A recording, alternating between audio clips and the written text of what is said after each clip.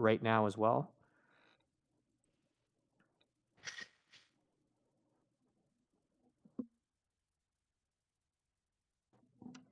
Okay, Barb, I think we're ready.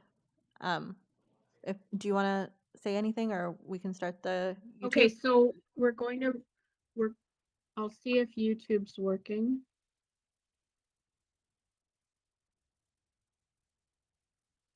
Yeah, the YouTube is working.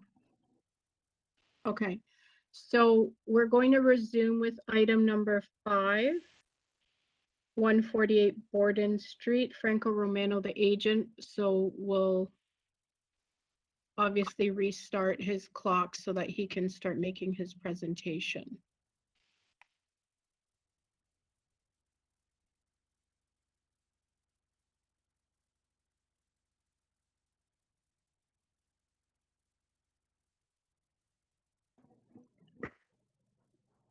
Okay, Mr. Romano. Just to let everyone know, we've lost our chair due to a family emergency. So we have 4 members today. Neil Palmer will be chairing. Okay. Oh, Paul, can you hide the empty tiles? Yeah, we'll do that right now. Okay. Thank you. Okay, we can start with Franco. Feel like I'm on a movie set. So this application involves a laneway suite. The building that is the subject of the laneway suite already exists, and it exists in a manner that is smaller than the laneway suite bylaw would allow to occupy the site. This is a large site. It's 42 meters in length, and it's 6 meters in width. It has a zoning that allows for a multitude of residential. That includes detached, semi-detached, multiplex. The fourplex that exists towards the front of the lot in the main building is an existing residential building type. An apartment building is also permitted. So there are no issues from a zoning perspective in terms of the number of dwelling units that can occupy this property. The variances that are before you today involve 2 items. Number 1 is, and I'll just go to the second point on this slide, which is the rear yard setback for the laneway suite. That is an existing rear setback, and engineering construction services has no concerns with that. Variance number 3, or the second variance, really involves landscaping in the rear yard. So that's in between the laneway suite and the main principal dwelling or building on the subject site. What we'll see on the left-hand side of the site plan is Croft Street. That is the lane. So that lane is 6 meters in width, and it is occupied by a multitude of ancillary structures that are 1 and 2 stories in height. In the lower right-hand side of this second slide is the laneway building, the accessory building where the laneway suite is proposed on the subject site. So lower right is internal to the property, and second from the right is from the laneway. So we'll see the dormer format second story. First story is three car garage. The other 2 photographs on this sheet show some of the more vintage or legacy 2-story buildings, as well as more recent construction for laneway suite. So in terms of the building setback, it's consistent with what's found on the lane. In terms of the rear yard landscaping, this is a variance, but keep in mind that the laneway suite provisions require a minimum separation distance between the principal building and the laneway suite of 7.5 meters. So a 7.5 meter by 6 meter wide lot would give the effect of a 45 square meter rear soft landscaping condition. However, in this case, we have 79.96 square meters of landscaping in the rear yard. So this is a substantial rear yard with a substantial amount of soft landscaping. So this indeed is a minor variance. What I've highlighted there in green adjacent to the principal building is a waste area that Engineering Construction Services has noted as a requirement, and within the building itself is the bike spaces. So I would submit, Mr. Chairman, that what is being proposed here is minor in nature. Affects basically two variances, one that's an existing condition, setback condition, and the other which is a soft landscaping condition, which is quite substantial in the backyard. So subject to any questions, sir. That's my presentation for now. Okay, thank you, Mr. Romano. I had just one question. It has to do with the comments put forth by Engineering and Construction Services having to do with fire protection. Mhm. And it gives you an either or proposition there. So can you maybe speak to that and how that's addressed? Certainly, thank you. Thank you for that question. So the site plan does show the location of the walkway connection to the front, and the 45-meter distance is being supplied from the back and the front. So that's always been shown on the site plan, and that unobstructed path travel is being met. So they're going to be able to enter for certain from the municipal street. And then it'll be up to them whether they want to access from the laneway. Okay, thank you. Mr. Kamarick, you had a question? Question for Mr. Romano. Sir, what is the current use of that second floor garage? It is vacant. It is a storage area. It does have legacy access to services, but those were removed consistent with the previous zoning bylaw, which did not recognize or allow a laneway suite. And that storage that's currently being used is not something that's a requirement of a previous approval for any of the fourplex units? Correct. It's not associated with the fourplex, not a requirement, and not a there's no planning instrument that obligates that space to be utilized as storage space for any other use on the property. Thank you. You're welcome. Mr. Taylor, you had a question? Go ahead. Yes, thank you. Mr. Romano, it appears that so-called variance 1 is actually just a statement as opposed to a variance request. Is that correct, or am I misinterpreting that? I don't see a variance in a clear variance request in variance number 1.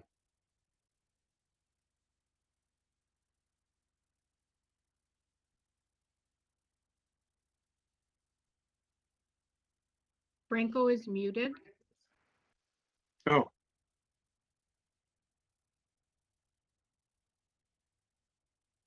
Thank you, Barb. Thank you for that question. This is number 1 was basically transcribed from what the zoning examiner put on their zoning notice. So I agree with you. It's not really a variance. It's almost like a preamble to the 2 variances that are required. okay, thank you. You're welcome. Through you. Okay, no further questions from the panel? Okay, Barb, do we have anyone else present to speak to this item? Yes, we have a speaker, Colin Furness from 150 Bowden Street. Hi, I think I'm unmuted and you can hear me. Please wave if you can't. I appreciate the time to address the committee. I did submit a detailed letter. I don't need to go over all the contents of the letter because I'm sure you've read it. I just want to summarize some key points. The first one being is that I don't have an antagonistic relationship here. That my objection isn't a NIMBY thing, and I'm not opposed to densification. In fact, I support in principle laneway housing, and I have no difficulty understanding why that structure is there and what laneway housing is meant to accomplish. My objection is that the property is already extraordinarily overbuilt. In 2001, the Committee of Adjustment refused to let this building be built at all because this property was already overbuilt. The OMB allowed the structure and specifically said in 2001, I probably should have submitted the document, I have it, you may build this and it is not to be used for residence. Fast forward to 2016, when the seller was trying to clean up all these zoning problems, the Committee of Adjustment declined to legalize the 4th unit, never mind the 5th one, because of the case I was able to make about noise, overbuilt, and really quality of life issues. So we have a really clear pattern of there's too much here. So I feel the property is already way overbuilt. There was a setback of 2.5 meter violation in the setback of 2.5 meters in this property. The OMB in 2016 said, fine, you can have your legal fourth unit despite all the noise and fuss. But, and I want to be clear that I disagree with Mr. Romano's assertion that the storage was not a requirement of the settlement there. I was in that hearing, and if we got a transcript, I think he would find, if it isn't spelled out in the decision, it sure is in the transcript, that what the adjudicator said was the owner is committed to making this a storage space. They are sacrificing that. They are being clear about that. The city came and cemented up the sewer connection, for Pete's sake. Everybody said this is inappropriate. The seller said so, and I got this basement apartment next to me as a carrot to the owner in exchange for that. There was a quid pro quo. Did I get an easement on the title? No, I did not, and perhaps I should have asked for that. I also find this application is dishonest and disingenuous in some ways. What is blithely described as a light well is a large concrete bowl, which I call the party pit, where, you know, I have kids and the lewd sex acts and loud things that have been going on there, the overflowing ashtray. This is a party space. And I'd like to point out that if it were torn out and replaced with soft landscaping, we would solve a few problems here. That's not in this proposal because the people who put this forward, despite my trying to have a cordial relationship with them, didn't have a single conversation with me. They don't know about those nuisances because they don't ask, and they didn't ask because I think it's pretty clear that they're after monetization and they don't understand community impact. In fact, they said to me, and they said in the proposal, I think that they said to me in an email when this finally came out, there's no impact on the property. Well, that leads me to another bit of disingenuity here. The entrance to the laneway apartment is not marked on this. That's not a detail. The setback from the property line to the entrance to this proposed apartment is 0.0 meters. The entrance is on the property line. How can anyone honestly look you in the eye and say that that is zero impact, given that a strong case has already been made that 4 units, not 5, but 4 are too many? There is not enough room for the garbage bins that are stacked out front. The garbage bins are stacked out front because they won't put them in the garage, because they've rented the garage as storage space, because the building that was built for storage space on the 2nd floor was an illegal apartment. That structure was built because the storage space that was in the basement was also an illegal apartment. There isn't enough space for everybody's stuff. And I don't think I should have a trash heap right outside my living room window so that the owners can squeeze every last penny out. Now, there might be mixed use opportunities here. There might be ways to monetize their property. I'm not averse to that. I think we could be creative here, but there was no conversation. There was no consultation. And I think the final thing I want to point out is I'd like you to throw out the 2 consents you received to the south of the property. One may not be an owner. I'd never heard of that person. At 142, it's a tenanted building. As far as 144 goes, I did speak with them as well as the neighbors at 152. The story they got was that this was to legalize an existing residential unit to do things legally. And I appended the email from my next door neighbor at 152 describing that to me. That's a lie. It's a lie. It just is. It had been an illegal unit and it was agreed to at the OMB. This was not a residence. And so if the neighbors are going around, if the owners are going around telling neighbors that that's all this is, that's not a valid consent because it's not an informed consent. The real narrative here is trying to say, hey, the property is already overbuilt, therefore it should be okay to overpopulate it. It isn't. It really, really isn't. I have to put up with a lot of mess. I have to put up with a lot of noise. The cigarettes. Sir, you're at 5 minutes now. I will conclude then. I know the committee is very busy. I think you have a sense of my sentiment and my frustration. I appreciate your consideration. Thank you. Do the members have any questions before we go back to the agent? Okay, Franco. Good afternoon. Thank you for the opportunity. So I can assure the panel that the waste that are shown in the pictures that Mr. Furness has supplied in his communication has been removed and was removed by the previous owner because those pictures are from 2016. many of the pictures, all of the pictures, if not all of the pictures that Mr. Furness has in his letter are from 2016. They do not reflect the current condition. And I agree that the site has some history, and that was with the previous owner, not the current owner.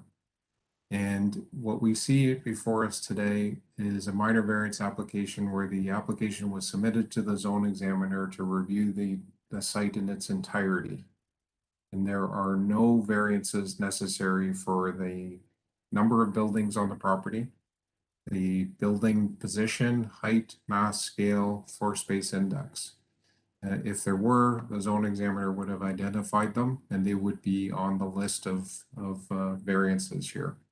There is no requirement for the second story of the rear garage to be utilized for any purpose. The Ontario Municipal Board, when they issued a decision to allow for certain things to occur under the predecessor zoning bylaw, dealt with a position of the owner at the time that that space would not be used as habitable space, despite it perhaps being used in the past as habitable space. And of course, at that time, a laneway suite was not permitted and would have been considered a house behind a house. But the land use planning framework has changed, and it has changed dramatically to allow a laneway suite. And that is why this owner, current owner, is seeking to permit a laneway suite on the property, and there is no dwelling unit, no floor space index, or any other performance standards related to construction or built form conditions on the site, but for that existing rear setback to the lane.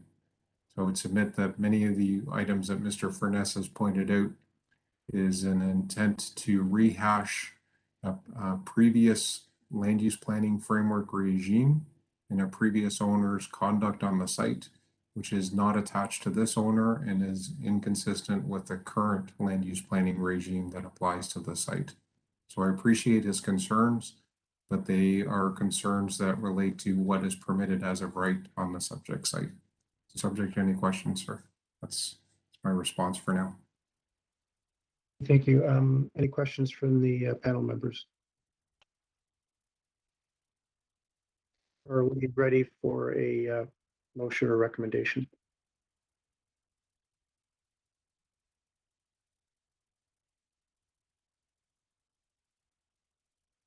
Mr. Taylor? Yes, Mr. Chair, I believe our primary consideration on minor variance applications is related to massing of what is proposed as it relates to what is already on the site or relative to zoning standards. In this case, there's absolutely no impact on massing. This is merely a land use change of a second story from storage to laneway suite.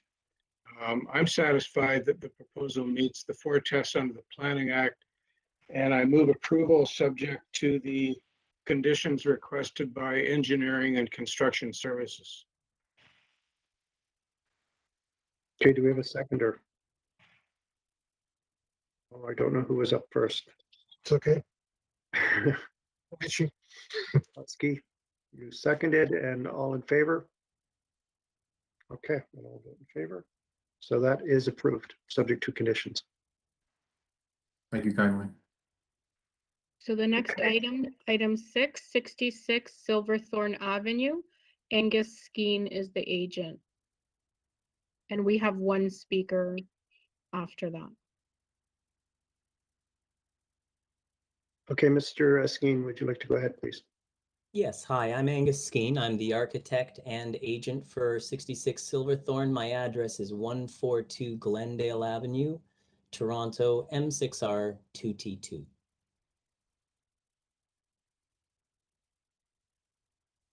Can I proceed? Yes, go ahead, please. Okay, certainly. So this is a proposal for a new house. We need 7 variances. There are no staff reports. The variances are 1 for FSI, 1 for front yard setback, 2 for main wall height, 2 for the parking space arrangement, and 1 for the front yard setback, or no, front yard soft landscaping. Now, I think what I hope to show you is it's a very peculiar lot. If you want to go to the survey, it's a good place to start. It's a triangle, and it's adjacent to a hydro corridor, so it's actually adjacent to an open space. The existing owner has been there about 15 years, and let alone it's a triangle, it's actually encumbered by a right-of-way along the south 0.9 of a meter, which further complicates trying to build anything here. So I'm hoping to show you that most, if not all, of these 7 variances are triggered by this peculiar site. And the proposed building, if you want to click onto the proposed site plan, you'll see it's not so very different from what's there. I'm going to start with FSI. The minimum lot area under the bylaw for this zone is 180 square meters, and the FSI is keyed to that, the 0.6. Our lot is only 128 square meters, so it's not really a huge surprise that we can't comply to the 0.60. The existing property is at 0.76, and this proposal is at 0.98. But I think you'll see that we don't have any length or depth variances, and I only have one setback variance, and that's happening in the front yard. And I hope to explain how it comes about and that it also is reasonable. So I think the FSI is a bit of a misleading metric here because of the peculiar lot. It's so far below the standard, but I'll move on to the front yard setback. The required setback is set by the other side of the semi-detached house, and that is 3.12 meters to the main front wall. We're proposing 1.0 meters, but this is also where it's important to see what's going on right now. If you can see in the upper right-hand corner, it says existing enclosed, unheated porch, original front door to dwelling unit remains. Basically, this is a street of enclosed porches, and that porch on the house next to us is set back just about a meter. The current owner's porch is enclosed, and it's set back about a meter. And if you go back to the survey, you'll see that the existing front yard brick garage is also hovering at around 1 meter setback from the front. I need the 1 meter setback for the new 1-story addition, but if you can see on my site plan, south of that in the southeast corner, the setback extends 3 meters to the building in that area. So I've torn down the brick garage that's kind of ugly, and I'm pushing the building back there, and I'm matching the building north of us. So I actually think it's a real improvement, and I think the 1 meter setback's reasonable because of that. I'll move on to the main wall height. We have 2 variances under main wall height, and main wall height's a weird part of the bylaw, but basically you have to pick a pair of main walls. These are being triggered by the rooftop access penthouse, which if we stay on the site plan or move to any of the elevations, you'll see there's a small little rooftop penthouse. And granted that it does exceed the main wall height, it's set back so far that I think it, you can go back to you can go to the elevations, sure, that's fine. Keep going, a few more pages in. That's from the front and that's from the south. So that little guy you see up on top of the roof, he's set back from the east lot line about 3.5 meters. He's set back from the south by about 3 meters. He's set back from the rear by about 18.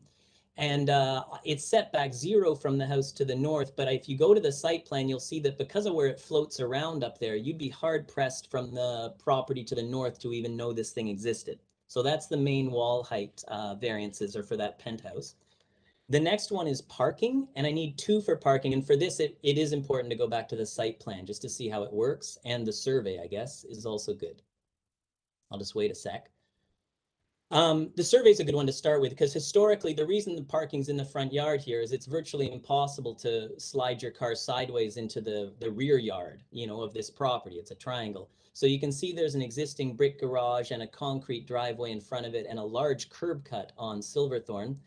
Again, I'm tearing down the brick garage, but if they click forward to the site plan, you'll see that we're creating a carport in the same location as the brick garage.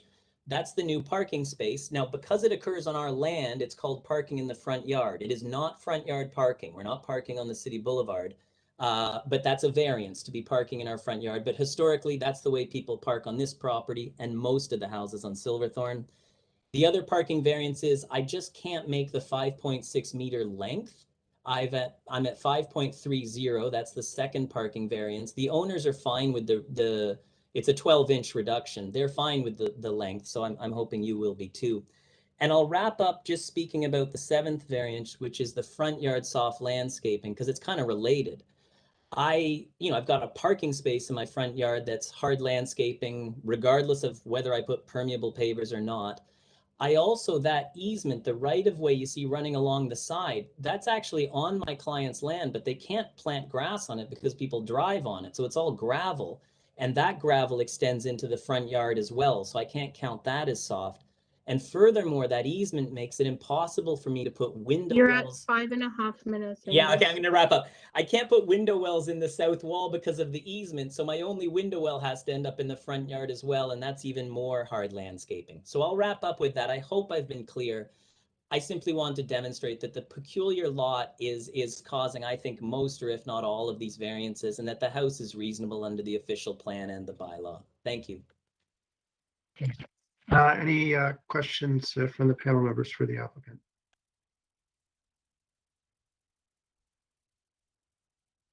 Okay, Barb, we have another speaker on this item.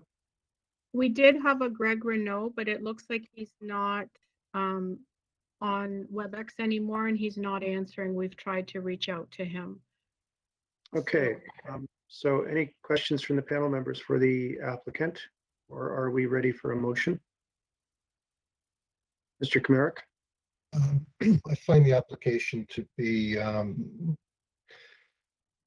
conforming to the general intent of the bylaw, meeting the 4 tests, and given the constraints of the site to be reasonable, and therefore I'd like to move approval with no conditions. Okay, do we have a seconder? Mr. Taylor? All in favor? All right, we have a unanimous approval. Thank you.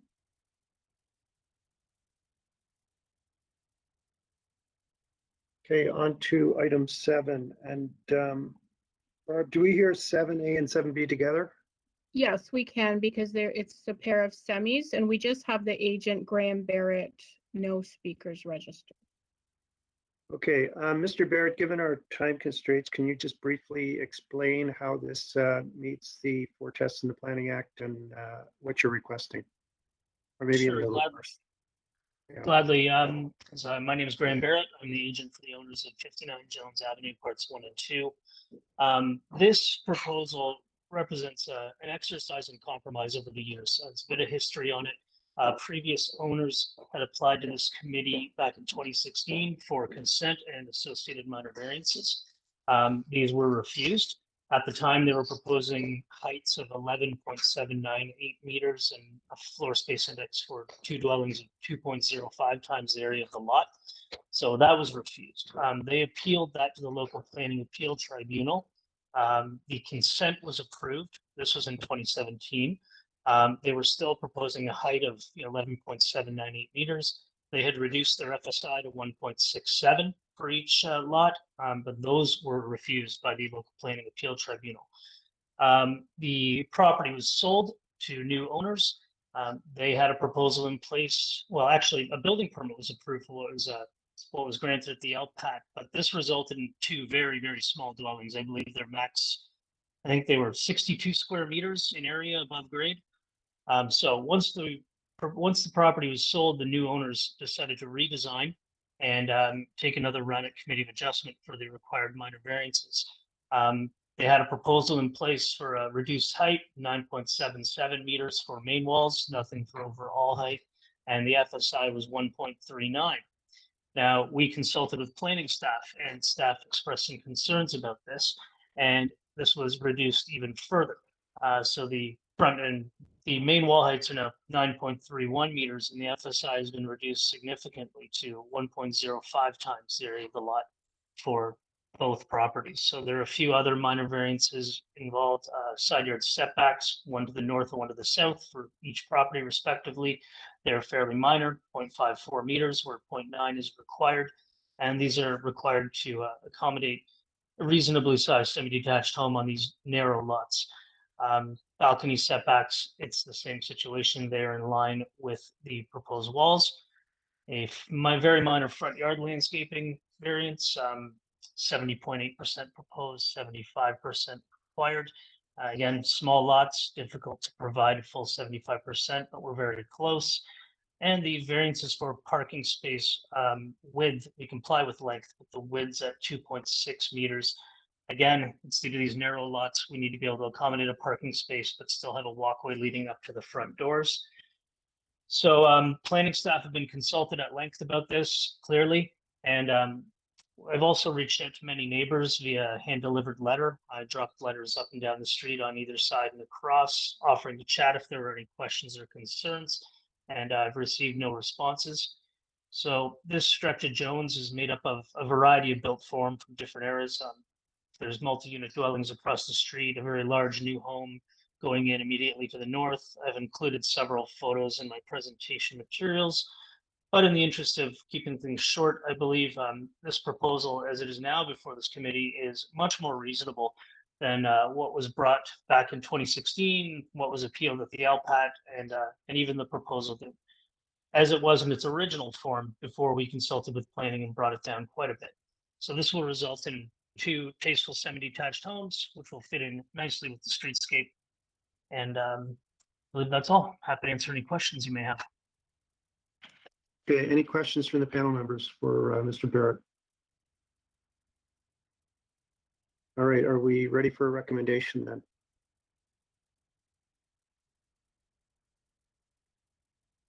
Mr. Taylor? Yeah, Mr. Chair, I find this to be quite a reasonable accommodation for buildings on small, narrow lots. I'm satisfied that the requested variances meet the 4 tests under the Planning Act, and I move approval subject to urban forestry conditions 2 and 3. All right, do we have a seconder? Mr. Kamarick? All in favor? All right, you have a unanimous approval for items 7A and 7B for 59 Jones Avenue. Thank you very much, and have a good day. Thank you.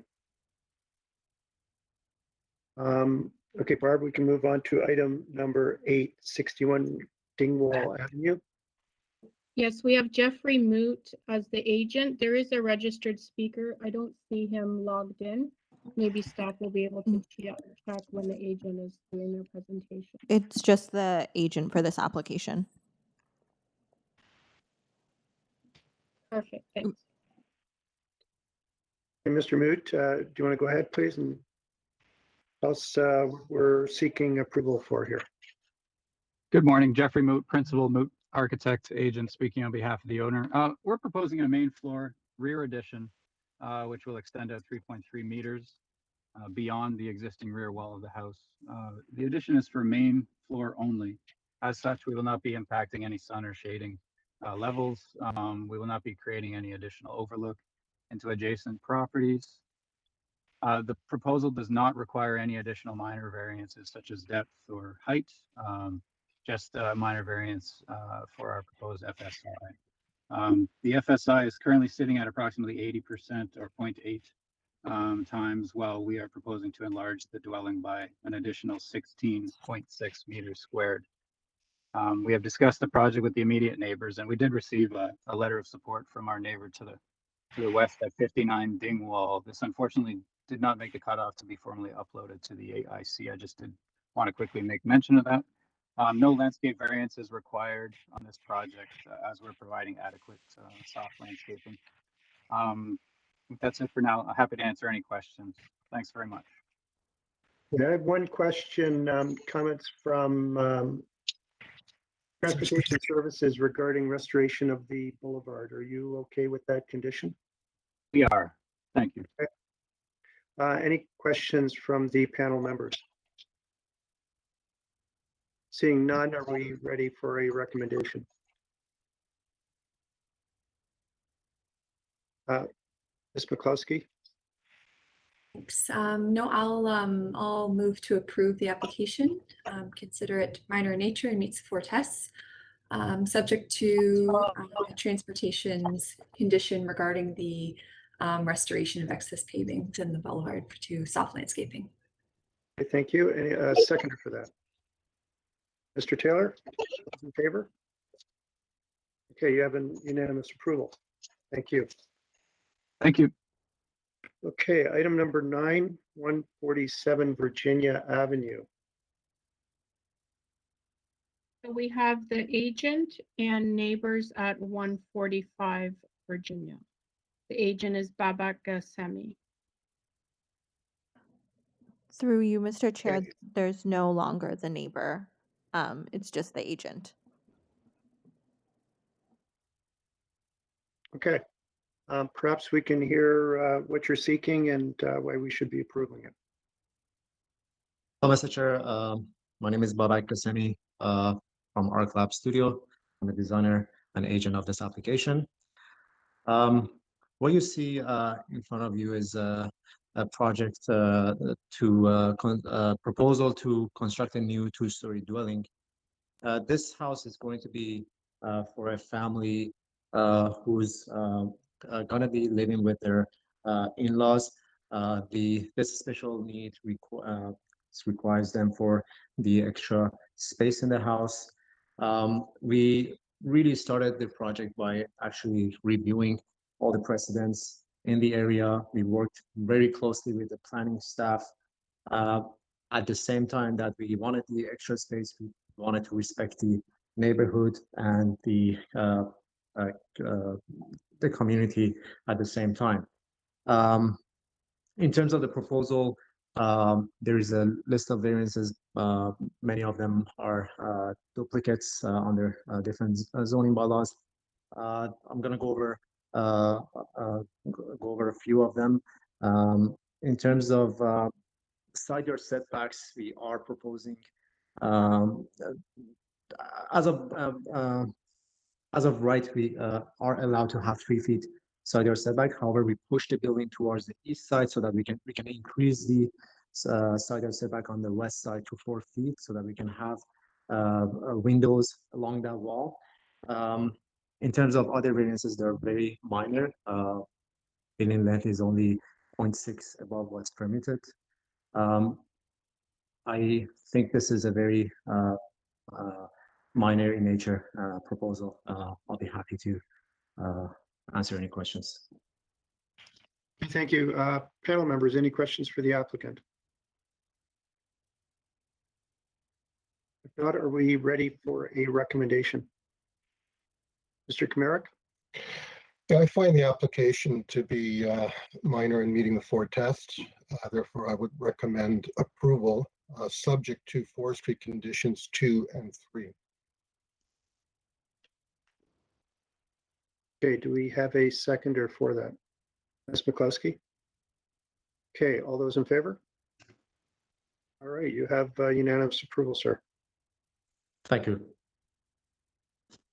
Okay, item number 10, 12 Innisfree Court. We have Michael Flynn, the agent, and the neighbor at 12 Worthington, David Hearn, as a speaker. Okay. Okay, Mr. Flynn, do you want to go ahead and present to us, please? Good afternoon, Mr. Chairman.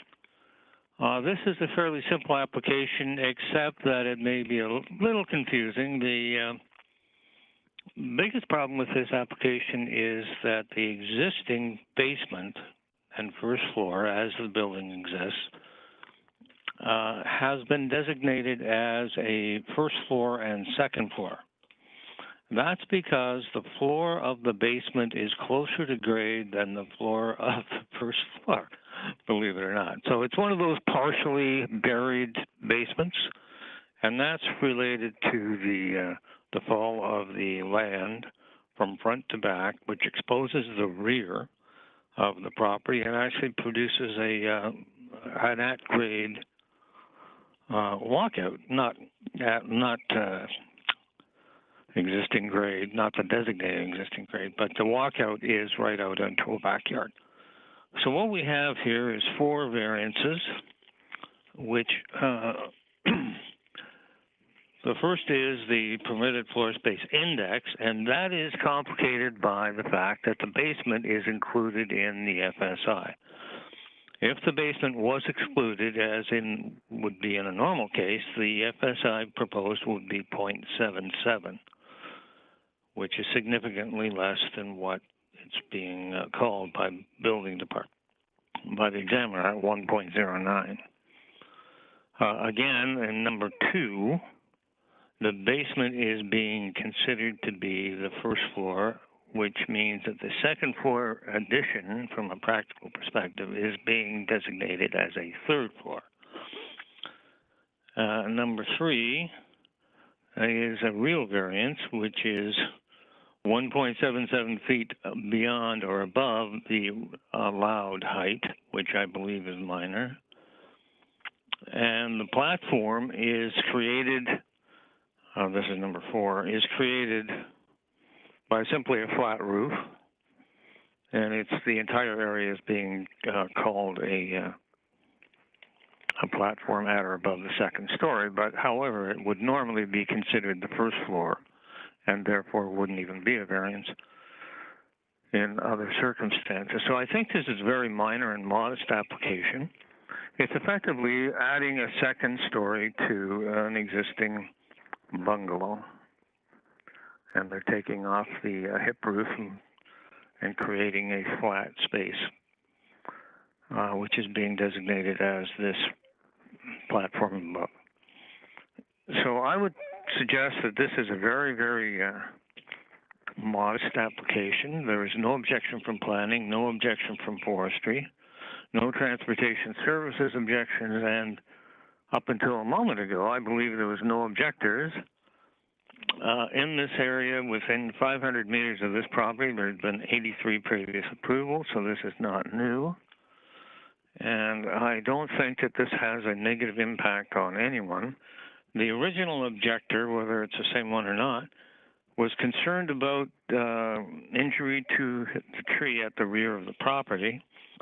And forestry has reviewed the situation and has no objection and does not believe that there would be any significant injury, although you are entitled to prune branches that overhang your property, only to the extent that it's reasonable and doesn't kill a tree. And forestry doesn't seem to have any concerns in that matter.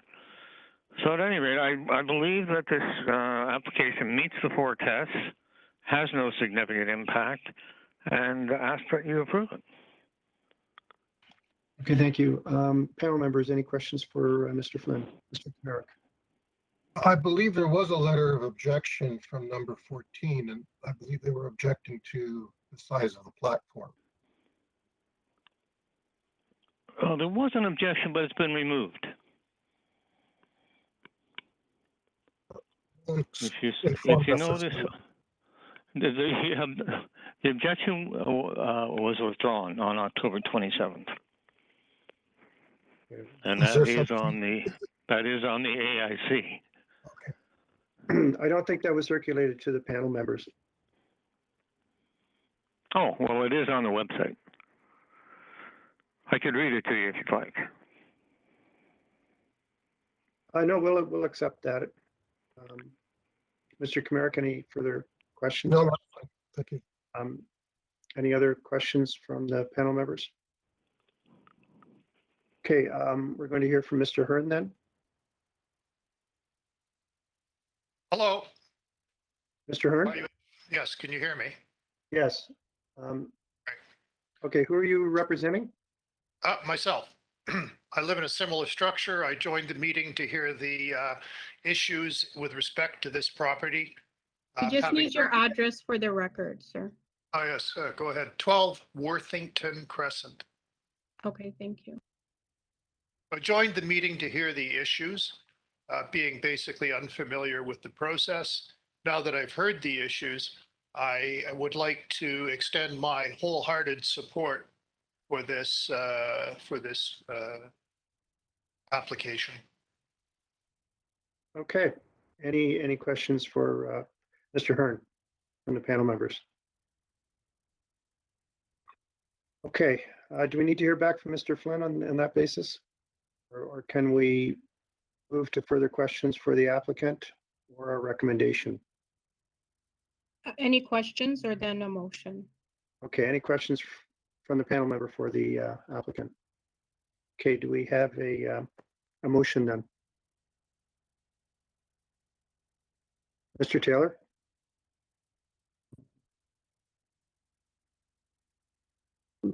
There.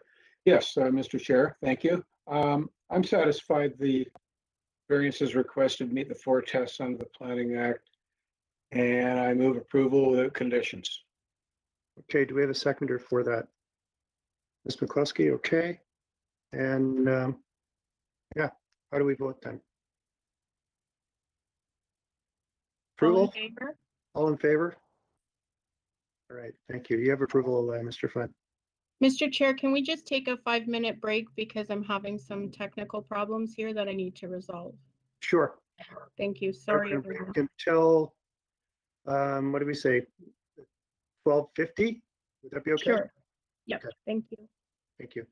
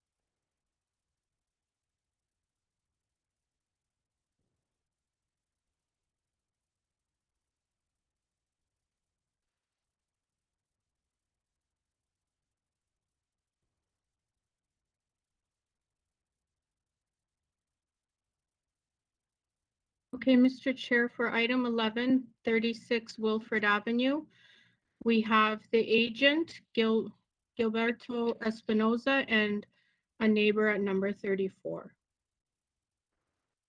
Okay, Mr. Espinoza, do you want to present to us, please, your request? Yes, good afternoon, Mr. Chairman and panelists. My name is Gilberto Espinoza. I'm the agent. This is a request for a minor variance for existing single-family dwelling. The existing request is because there is an existing rear garage with a deck, which is 1.5 meter to the property line right now. And we are requesting if we can widen the width of the garage about 0.57 to the property line. Since currently the owner, he cannot, when the car is parked, he cannot open the doors of his car, and sometimes during the snow, heavy winter, he cannot even clean the driveway, and it's a really hassle for him since he has been living there for a few years.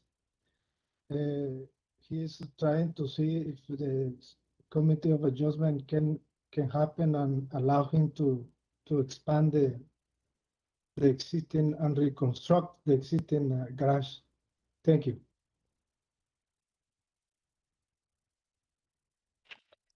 Okay, panel members, any questions for the applicant?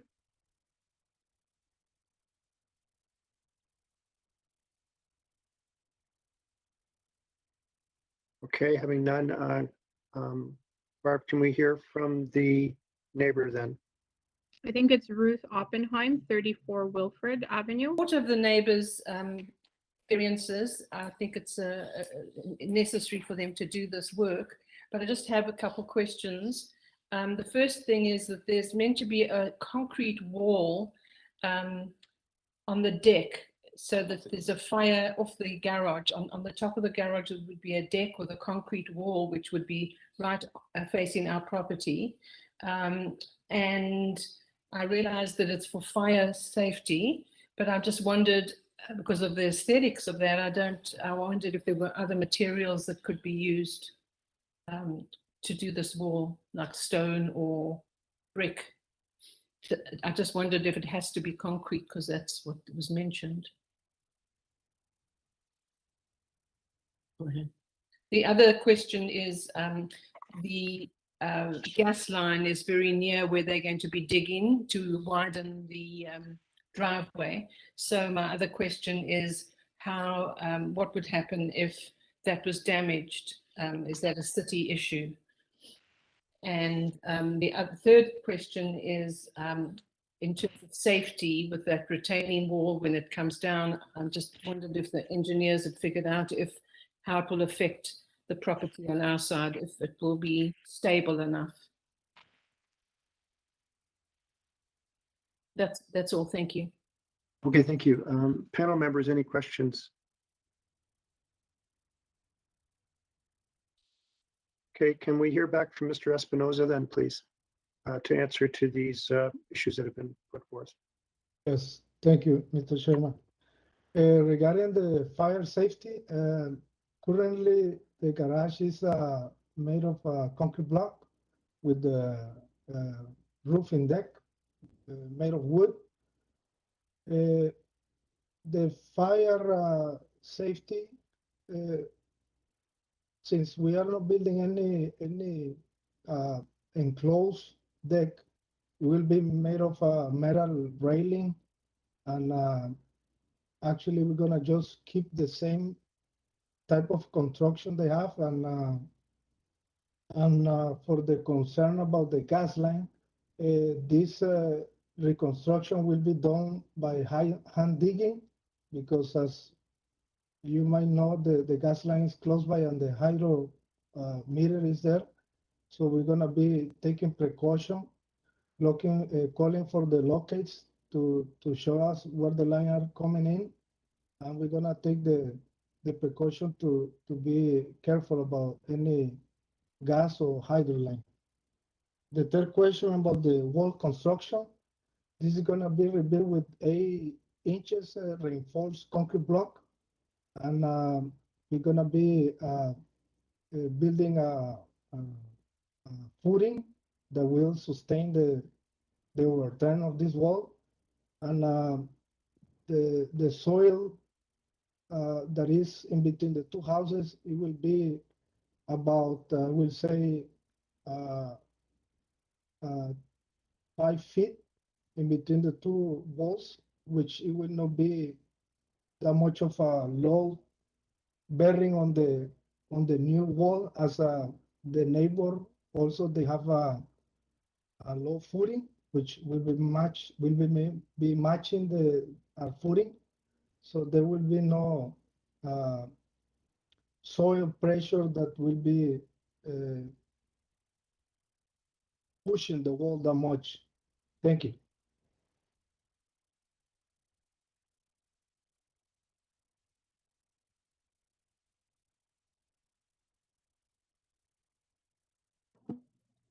Mr. Chair, you're muted.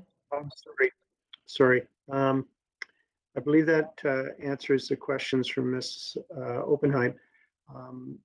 Does the panel members have any further questions for the applicant? Are we ready for a recommendation then? Mr. Kamara? Yeah, I find the application to be very minor and appropriate, and would therefore like to move approval with no conditions. Okay, do we have a seconder for that? Ms. McCluskey, do we have, can we have a vote on that, please? All right, all in favor. You have approval then, Mr. Espinoza. Thank you. Okay, next application is number 11 on the agenda, 36 Wilfred Avenue. We just did that one. Oh, we just did that one, sorry. Yeah. Number 12, 29 Grenadier Heights. So we have Richard Wengel, the agent, and a number of speakers. Okay, so Mr. Wengel, can we hear from you on what we're looking at here and why we should be approving it, please?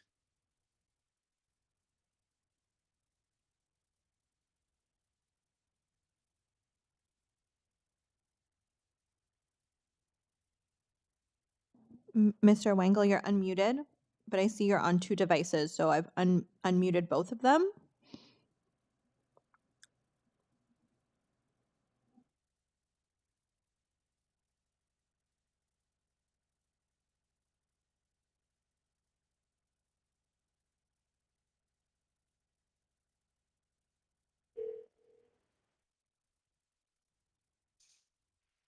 Hi, can you hear me?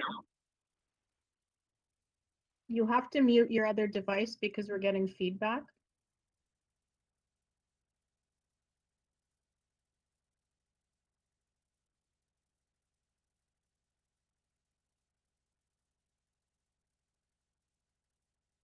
And maybe try switching which one is unmuted.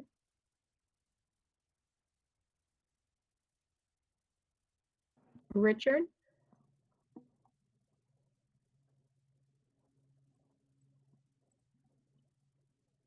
Richard?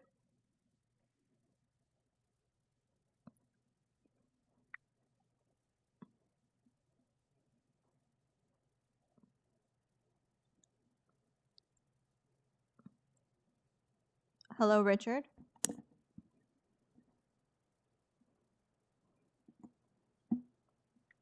Can you hear us?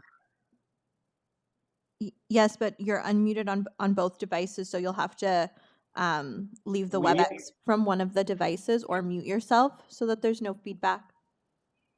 We only have one device open. I see it. Okay. We've got 2. Okay. Okay, now. Can you hear us now? Yes, that's better. Sorry, Thank you. it was from the before hearing. I wasn't logged out. Unfortunately, we had to re-log in. So sorry. My apologies. Okay, so sorry. So Richard Wengel, 102 Avenue Road. I'll try to be as brief as I can, as I know there's other speakers. So this is a proposal for some additions to an existing home for our clients that have 3 children that are growing, parents who work at home. They're in a beautiful location overlooking Grenadier Pond.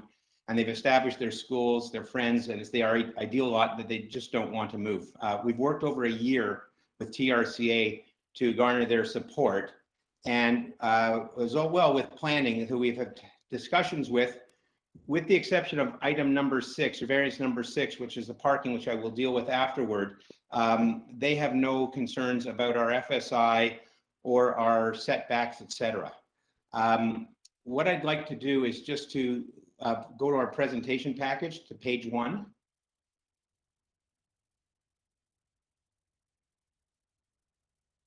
And if we can just pull that up on the screen. And we can just go to our first page. It's just a statistics page, but just to note that when we're developing this plan, we have several things. The one thing that does stick out is the FSI. And again, that's a product of the lot where the area is calculated in the above stable top of bank area, which basically runs through the house. Our existing FSI on the house is 112.14% existing. The house itself is a typical house of the area that has an attached garage, and our intent is to use part of the garage, which is not practical for the width of the vehicle anymore, as part of a mudroom. So then if we can just go to page number 2, which is the site plan, and you'll see the house itself outlined in green is the house that presently exists. And what we're actually doing is cutting off the old back additions to line up with the sides of the other homes and maintain the front as well. The blue line at the bottom that runs through the bottom of the house, which is the ravine view, is the actual long-term stable top of bank. So basically from there forward is the actual calculable lot area for the purpose of the bylaw. But the irony is this lot is a very large lot. It's approximately 783 square meters that has ravine and down lot below the long-term stable top of bank. But unfortunately, based on this, we're not allowed to calculate as part of that. As well, you'll be able to see that we've actually lined up with the neighbors at the back and improved views across the property. And then we can just go to the next page, please. This is just a little bit of a blow up that just shows how we're intending to work. So you can see how we've squared off the house itself. We're creating a mudroom, and then we are providing parking in the front. You'll notice in the garage, the original garage has less than 8'6" clear inside. It's not practical to bring a vehicle into the garage. It's typically on the street. Most people do park in front of their garages on the driveway. And our intent was then to use this as storage and just maintain a vehicle space. In fact, the garage itself wouldn't even comply with a typical standard today of 3.2 meters clear inside. And then the other issue I'd like to go to is just to go to page number, sorry, my apologies, page number 10.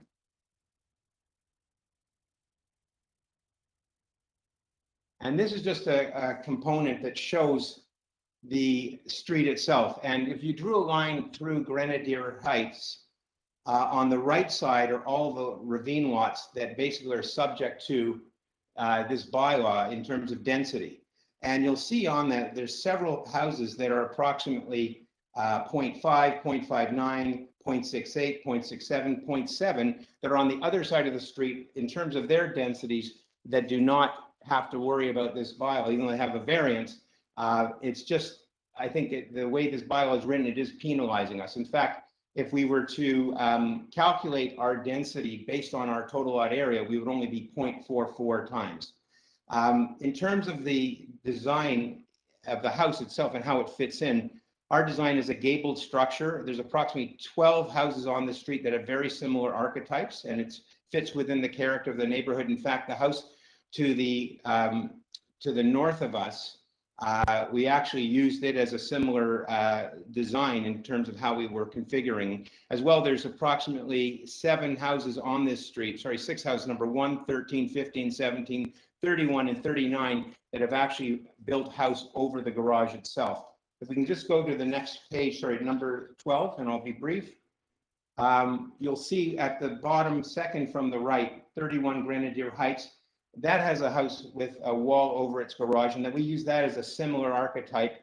And then again, our 21 Grenadier Heights at the top middle, similar gabled structures. And again, there's 2 pages that show typical parking in the front yard in front of the garages. None of these garages in today's standards are are that viable in terms of the width putting a vehicle in. And I'll just. Mr. Wangle, you're over 5 minutes. Can you briefly wrap up? Yeah, I'll just say that the FSI is typically a measurement that's designed to ensure reasonable proportional relationships of the houses to their neighbors and to the street. And if we were to calculate our FSI solely on the lot size without the long-term stable top of bank measure, the proposal would be well below the other houses on the opposite side of the street and that do not have to comply with this bylaw. Our house is proportional in height, width, and mass, and other houses that have their spaces over the garage, similar roof typologies as other densities. And we don't have to, they don't have to contend with this measurement on the FSI. We think it fits in sympathetically in the streetscape.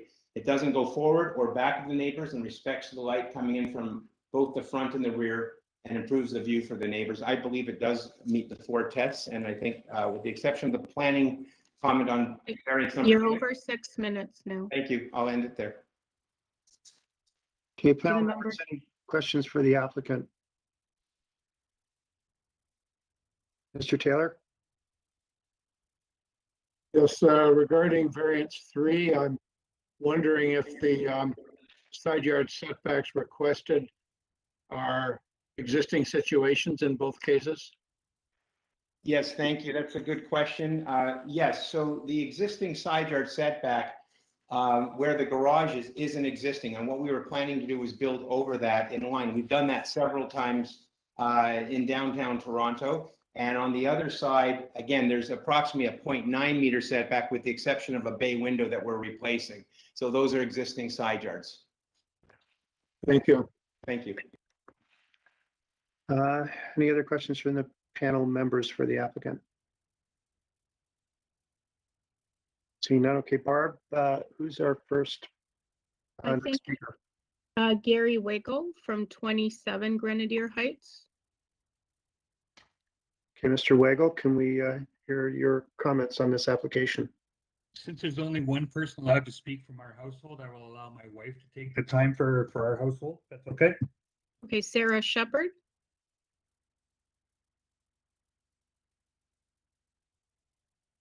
Gary, we're not able to unmute her. Can she use your connection or you may have to speak? Can you hear us? It's just we're getting feedback because you may be listening on a second device.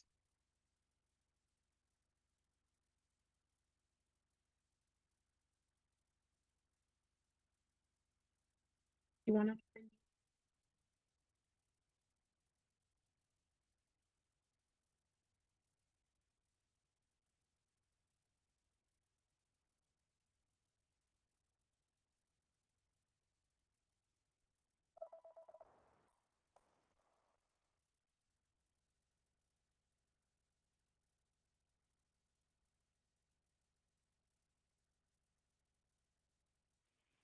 Hello? Barb, can we hear from the other speaker maybe?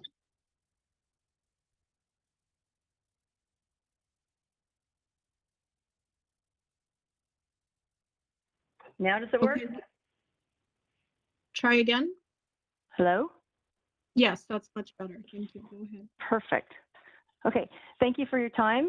My name is Sarah Shepard, and with my husband, Gary Weigel, we're the owners of 27 Grenadier Heights, and we're the next door neighbors on the south side. We've sent letters and pictures to help demonstrate our concerns, and our main concern, while not about the beautiful renovation that will take place, but it is the design needs to be more respectful of the bylaws and the character of the street and the neighbors on the street of Grenadier Heights. A modified version could still meet the objectives of the owner and the designers. The requested 10 variances cumulatively represent something that is not minor, and it's not in keeping with the city plans, and it's not desired by us. Variance number 1, the overall permitted floor space requests of 1.64 times the area of the lot, suggests that this renovation is an overdevelopment of the property. The proposal is to expand a 2,500 square foot home into a 3,600 square foot home, but most of this new space will come from a 2-story build on top of the garage and by converting the garage into living space. So for clarity in the public documents, provided by the applicant presentation. There are drawings that suggest that on pages 6 and 7, that what's called the line of the existing house. I just want to point out that is actually the line of the existing garage, as was asked by Mr. Taylor about the clarity on that, because it is confusing by the drawings. So our most important issue is variance number 3, that side setback that is supposed to be allowable of 150 centimeters, but the request is for 26 centimeters on our side, or the south side, and only 50 centimeters over on the north side.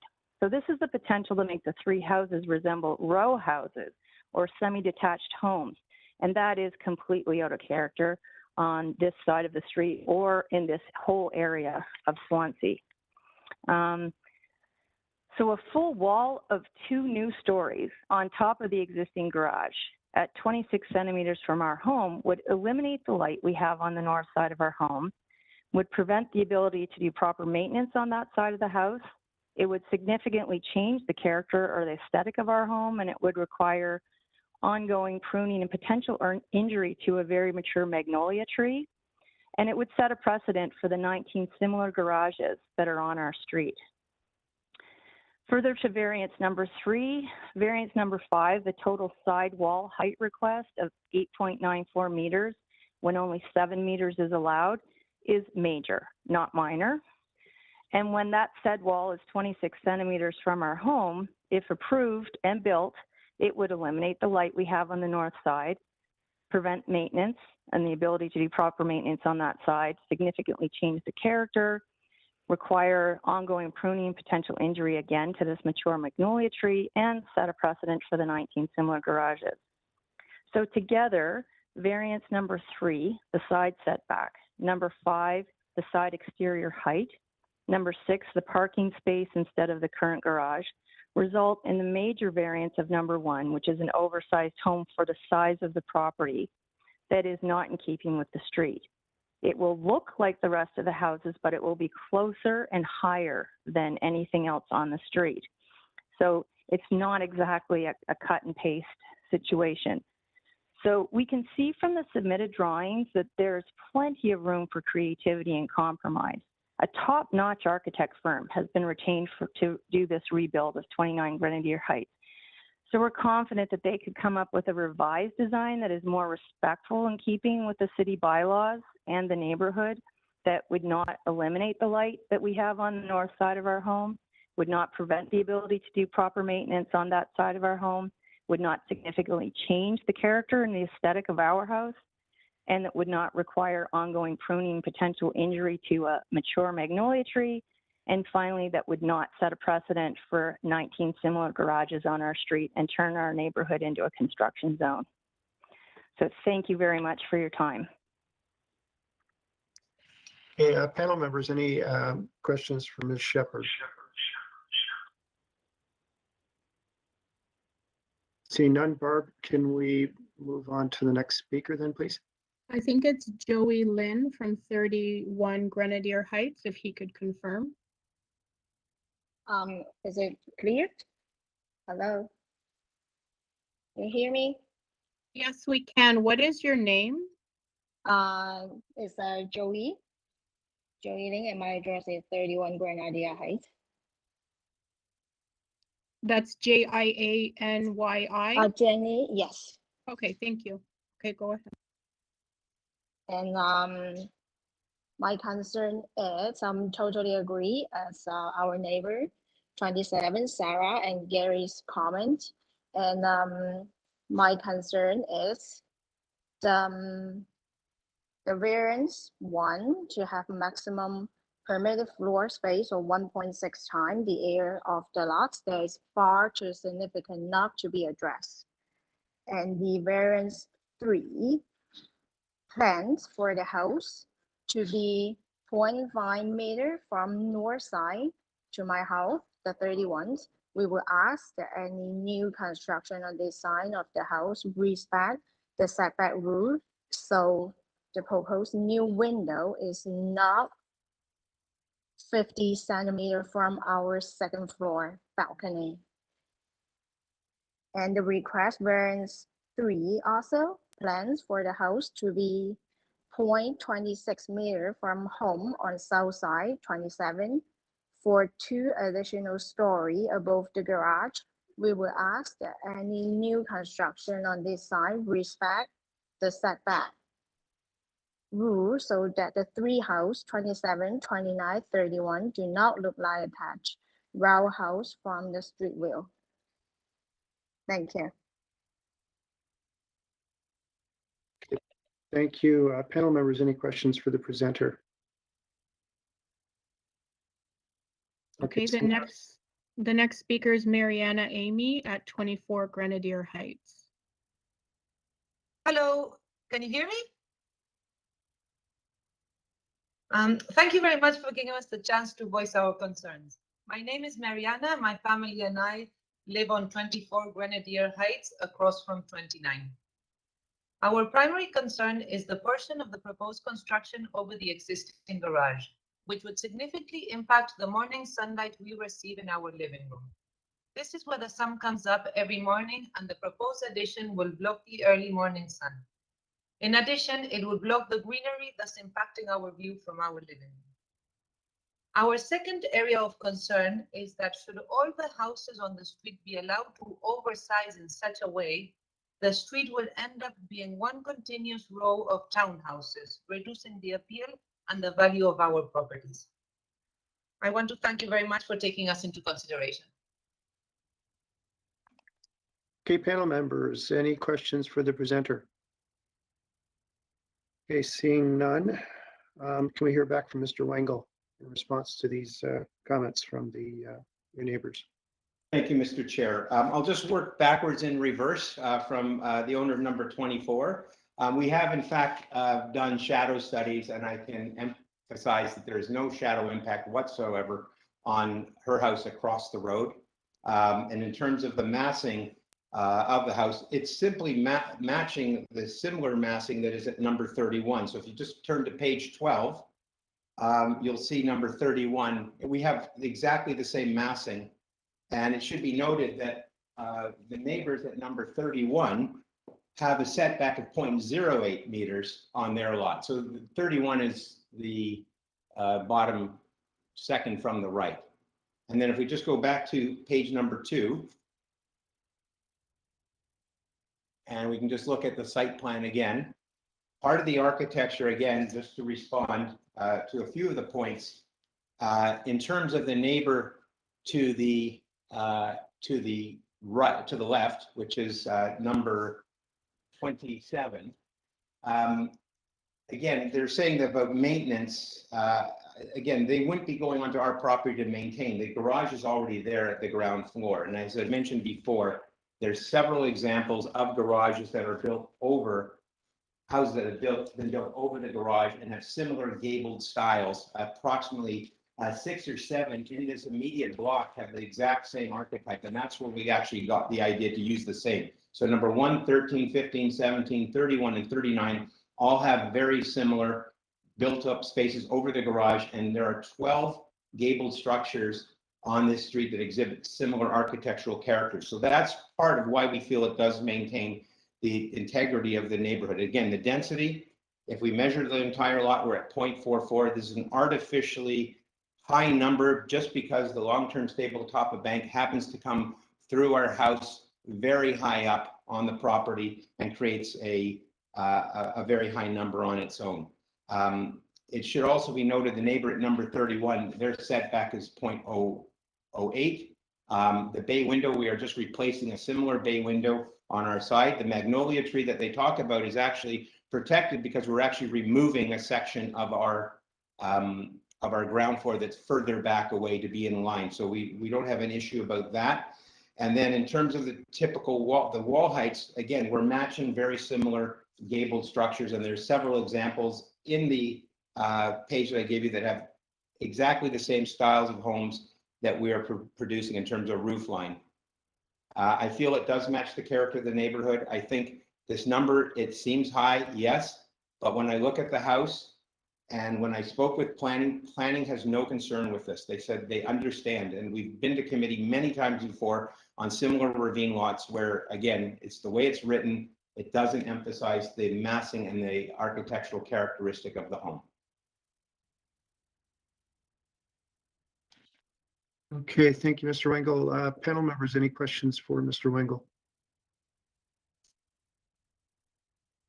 If not, are we ready for a recommendation?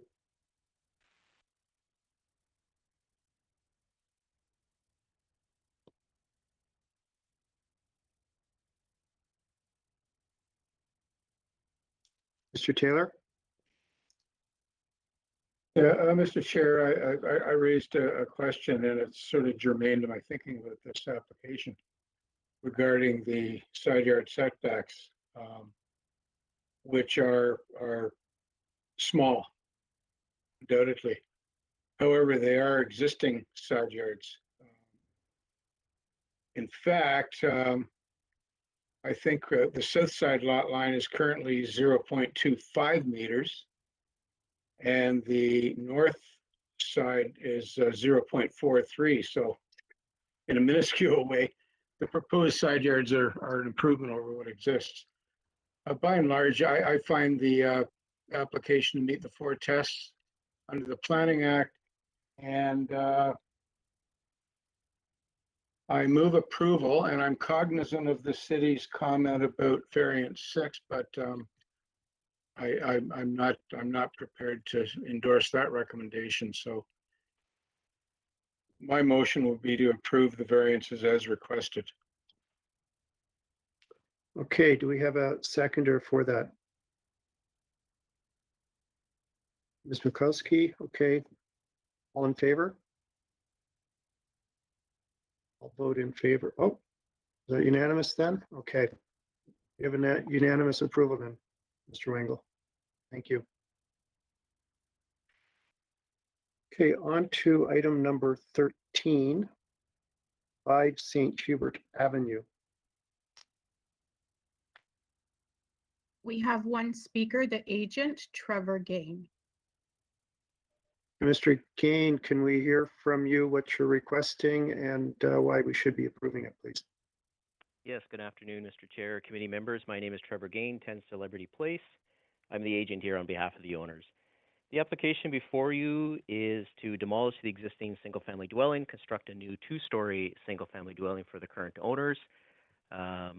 Fairly typical for what you see in this immediate area over the last number of years. This whole community of East York is in an area of transition under construction, lots of new houses coming and going.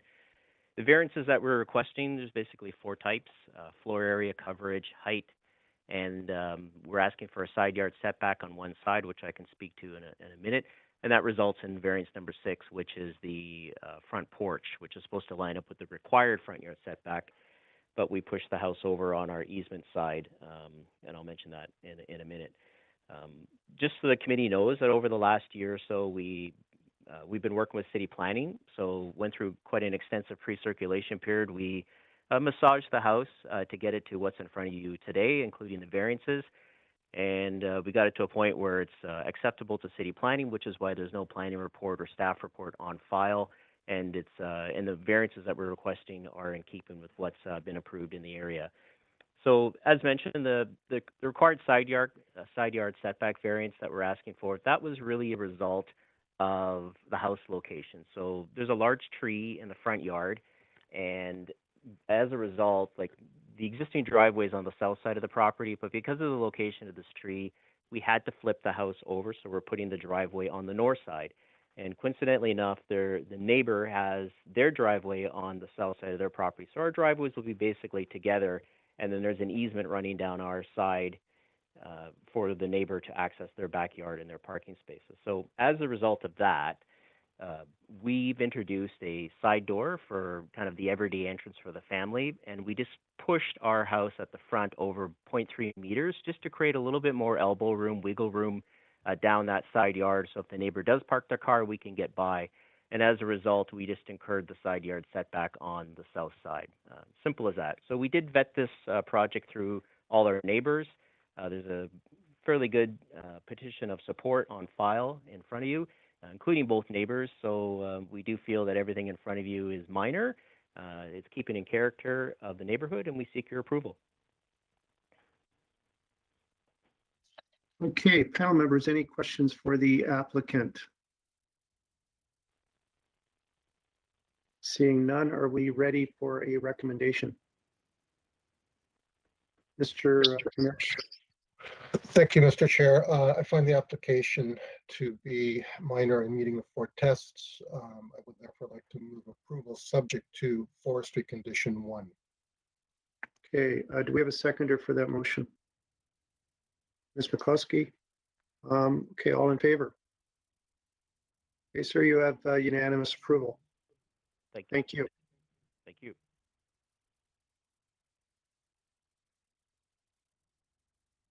Okay, next application is number 14, 59 Bowden Street. We have 2 speakers, the agent and a neighbor that's at 172 and 174 Hampton Avenue.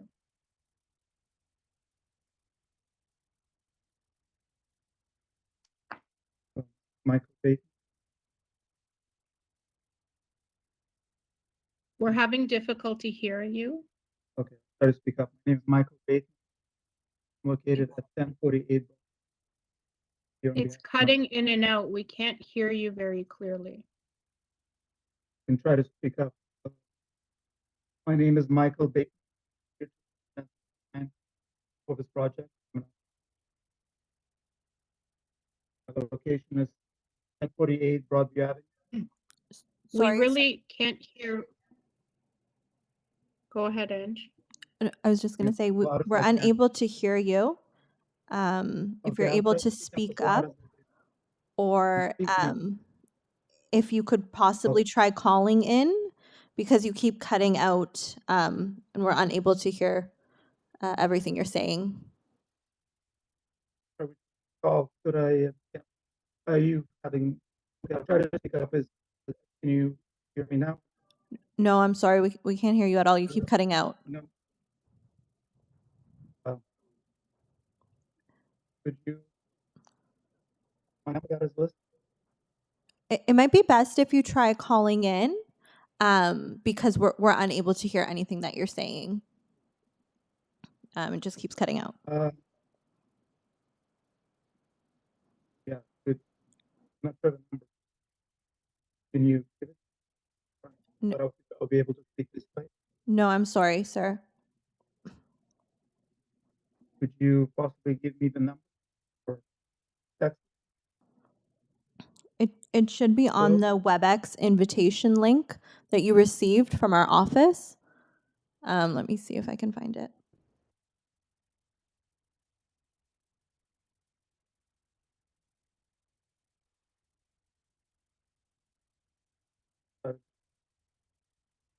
So the link that you used from the email for this invitation will have the instructions on how to call in. We'll move on to the next item and then come back to you when we see that you've called in, okay? So the next item is 277 Margarita Street. We have the agent, Kaushik Suthar, and 1 registered speaker. Oh no, it looks like they're the owners, so just the agent. Good afternoon, Chair and committee member. I am the Kaushik Suthar on the behalf of the property owner. And here we are seeking the minor variance to alter and extend the existing 3rd floor and maintaining the existing main wall heights. And also, because due to the growing kids and everything, they need a more bigger bedroom on the 3rd floor. So that's why we are asking for the gross floor area variance, and everything is remained same to match the existing conditions. And we have some portion of the roof deck on the top of the existing 2nd floor. And I think so this variance is the very good minor in nature and is not affect anything. And we have the couple of the support letters, and the homeowner provide some same structure, same renovation in the neighborhood area. And if I am welcoming any questions from you, if you have any questions. Thank you, sir. Panel members, any questions for the applicant? Are we ready for a recommendation then? Oh, Then I find the application to be minor and meeting the 4 tests. I would like to move approval. I would like to make that approval subject to it being substantially in accordance with the elevations as they relate to height and setback of the top floor. okay. Thank you. Do we have a seconder for that? Ms. McCloskey? Okay, all in favor? Okay, you have unanimous approval, sir. Thank you very much and have a wonderful day. Bye. Thank you. Okay, on to item number 16, or do we go back to 14? Are we ready for that, or should we go on I to think 16? he's on the line. We can try him. Okay, 14, sorry, who do we have for that? Michael, Michael. can you hear us? Michael, Yes, my name is Michael Bateman. I'm representing my client for this project. This is a project for Lane House. My address is 1048 Broadview Avenue in Toronto. I'm the architect for this project. We are asking for 2 variances. One variance is addition of 2 meter width to a proposed laneway home, and the allowance to build 1/2 meter closer to the center of the laneway permitted. There were several buildings that are already located as closer to the laneway center as what we're proposing. So the additional 1/2 meter we're asking for should have very little to no impact. My client is planning to live in this building himself with his family. This is a very desirable location for rentals. It's very close to Danforth, very close to Subway. So the main house, the 2 units in the main house will be rented, will be the rentals in this case, and the owner will be living in the Lane House. The reason we're asking for additional space is because my client needs 4 bedrooms for his young kids and for his elderly mother, who will be living on the ground floor. In addition to that, since there's no basement in this project, the family room is located on the ground floor, and the bedrooms are very small already. They're approximately like 9 by 10 dimensions mostly, and they really cannot get any smaller. So without this approval, without these variances, this project really cannot be built properly in the way that my client needs it. We have carefully considered all the privacy issues that the neighbors, I've noticed, objected to for surrounding properties. The massing of a home does not use the entire 2 meters.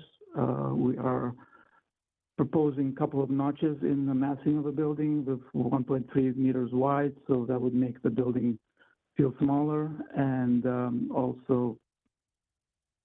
yeah, so basically, instead of using the entire 2 meters we're asking for, we're only using about 3/4 of that. Yeah. So as a result, the building kind of turns to be a little bit smaller, feels a little bit smaller, and the planning department agrees with that strategy. All the windows on the 2nd floor were pushed as close as possible to the laneway so that the direct line of sight would be reduced.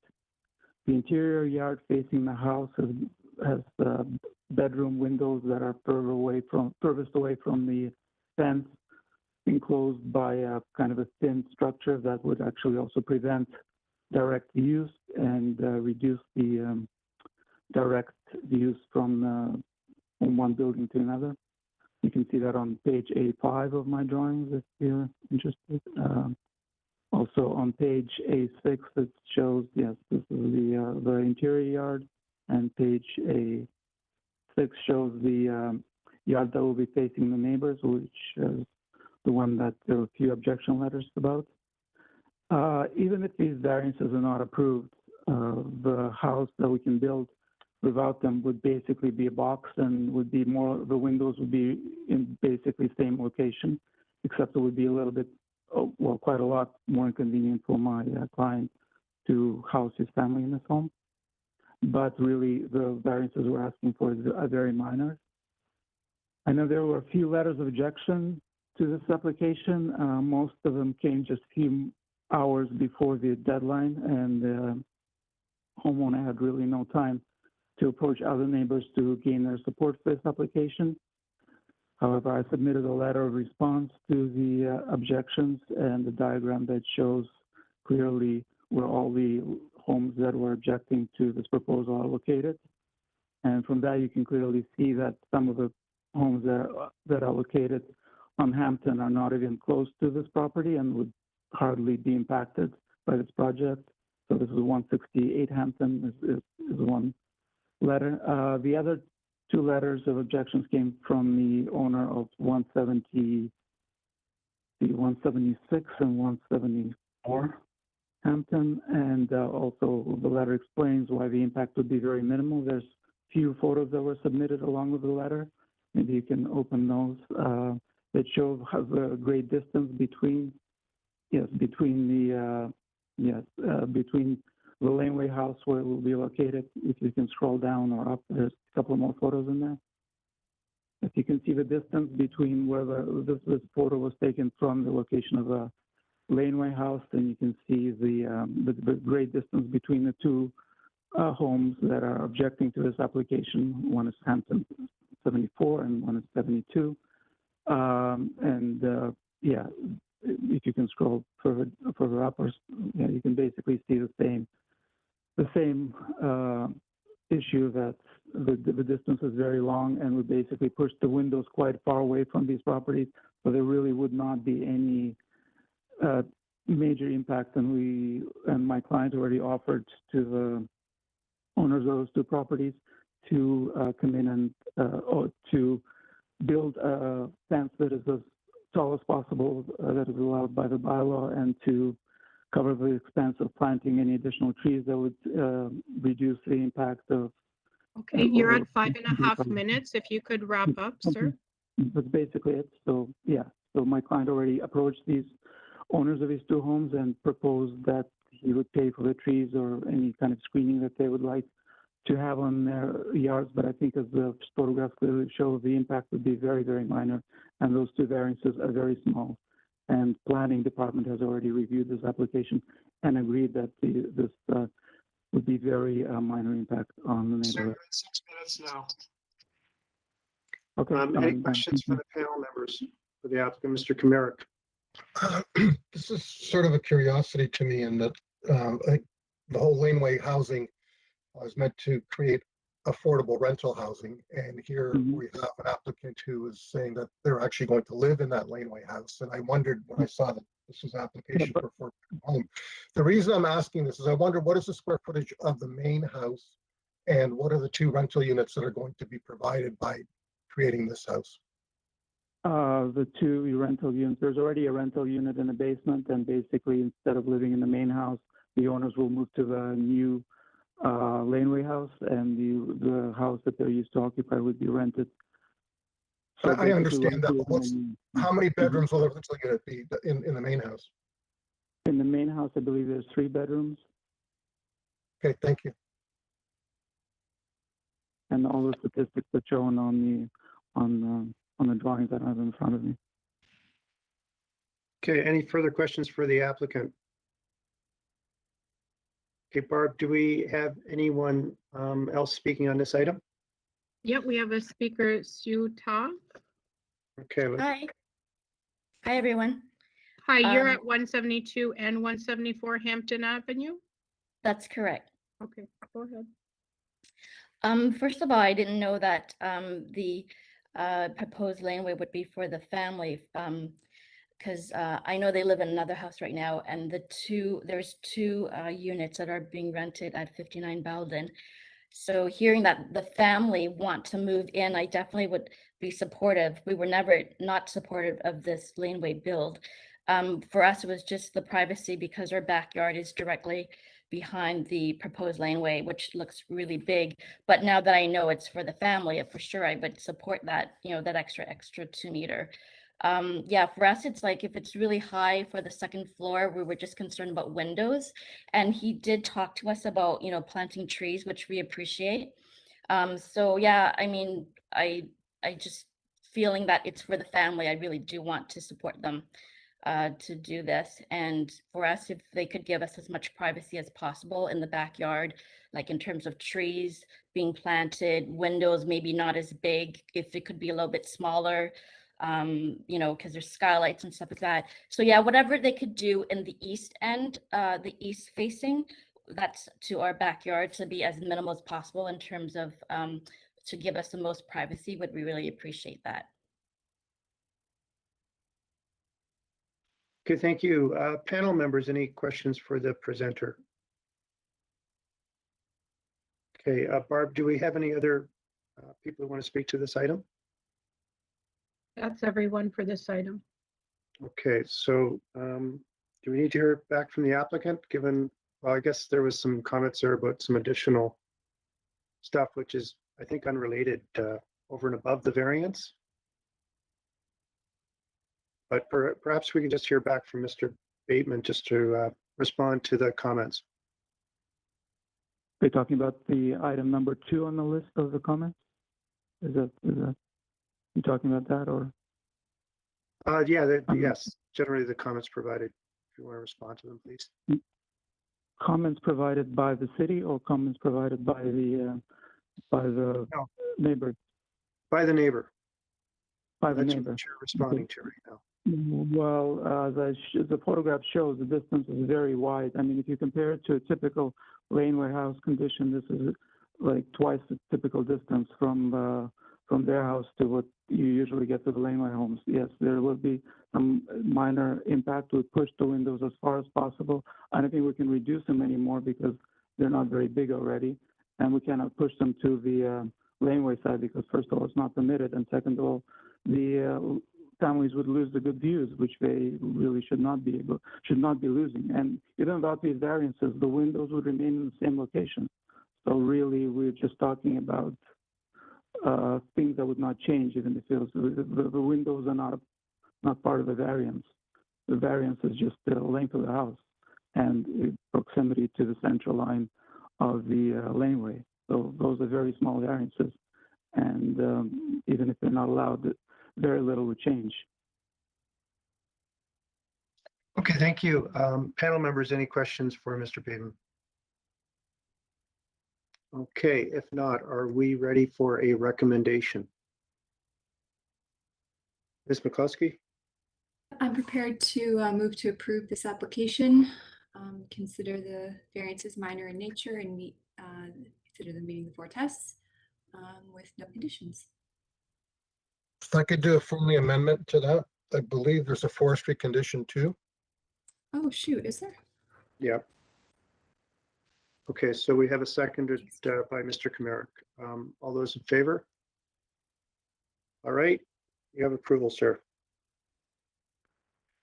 Okay, on to item number 16, 1611 Dundas Street West. And We just have the agent speaking today, Timothy Mittenitis. okay, Mr. Mittenitis, do you want to briefly explain what you're seeking from the committee and why we should be approving it, please? Yes, of course. Hi, I'm Timothy Mittenitis, agent for the owner. Our proposal is to construct a 3rd-story dwelling unit above an existing 2-story mixed-use building, and it also includes some interior alterations on the ground floor commercial spaces that are existing, and for which we have 4 variances that we're seeking forgiveness for. So the first one is based on the FSI for the commercial aspects of the building only. This is a very small increase of 4%, so 4% over what is permitted. We're permitted 1 times commercial coverage. This is 1.04. It mostly has to do with the location of the natural structural wall in the rear, and we want to, use a portion of the front and the lower level as part of that commercial space. So that's why we're seeking that one. The second ones are for the variances for building setbacks on the third story. There's a small stair roof access stairwell that comes up on the roof access. It's very small and minor. You can likely see it on the plans that we have provided. But it has a door that exits onto the roof, and that particular door is within the 5 meters allowed for the setback for a wall, main wall with openings, although, it's hardly could be considered a main wall. So just a very small portion of the wall on the upper rooftop. We did also ask city staff, or communication with city staff, we would say that we could find an alternate solution if this was critical to the success of the application, but we didn't negative feedback. The third variance that we're seeking has to do with the reduction of separation distance, and the separation distance is, well, it seems quite significant, from 11 meters to 1.52 meters. Separation distance for this development standard set of for this types of lots is more meant to reduce the impact of dwelling units facing each other, or privacy concerns between different dwelling units looking on overlook issues. But in our case, we are only providing small window wells or setbacks in the building so that we can have more window access to the center of the very long skinny lot, and all of the windows facing each other would be within the same unit. So we're only having one new unit up there. So the privacy concerns aren't an issue here. And so we think that that should also be considered minor. Again, we reached out to the city, to planning, to see if they would suggest we make an alteration to this part of the plan, because it was also something that we eventually affect. But if they didn't think that this variance was minor, but we and finally, there's a parking spot reduction in the back. We're required to provide one parking spot in these buildings. Challenge for this particular project was that we wanted to introduce a secondary means of egress for the existing unit, in addition to the new unit on the 3rd story. And this, because of the very narrow nature of the lot, we had this stair within the existing footprint of the building, would render essentially the unit that we're proposing plus the secondary unit ineffective. And in that case, we've chosen to have an exterior staircase in the back of the building, which occupies the space of the I think just in recap, the building is in a very high density area. There's a lot of it's a very walkable neighborhood.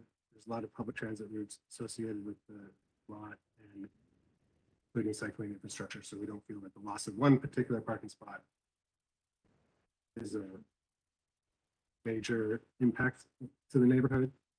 And the benefit of adding one unit, far outweighs the loss of one dwelling unit, rental dwelling unit for this neighborhood.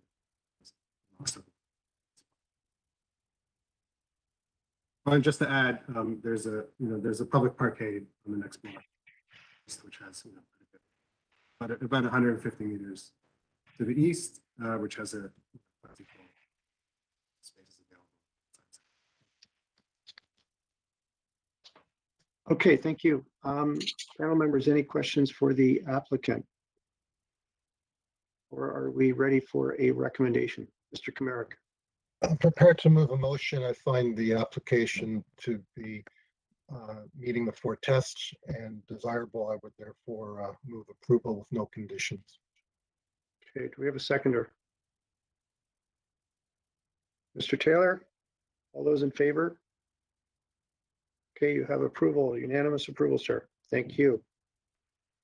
Number 17, or 87 Milky Way. So we have the agent, Kendall Flower, and then there are 10 speakers in interest. Wow, okay. Mr. Flower, you want to go ahead, please? Hello, thank you. It's Miss Flower. There is a rendering that I'm hoping you can place up for reference on the screen during this initial time. So I'm Kendall Flower from KFLA, the landscape architect and prime consultant, acting as agent on behalf of the owner.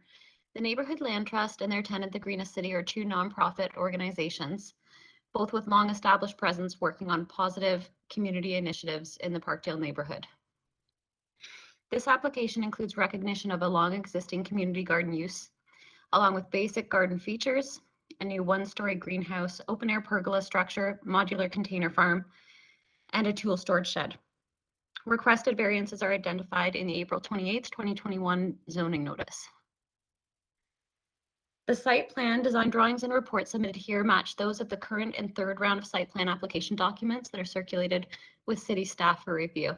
We work very closely with city staff and local area councillor on this proposal, all of whom have indicated strong support. And as such, there is no city planning report that has been issued for this application. The variances requested are minor in nature. They're seeking to acknowledge and support the long-established existing community garden use with low-impact investments proposed to further support the social equity, community gardening, food growing, food literacy, and sovereignty objectives of these two nonprofit organizations.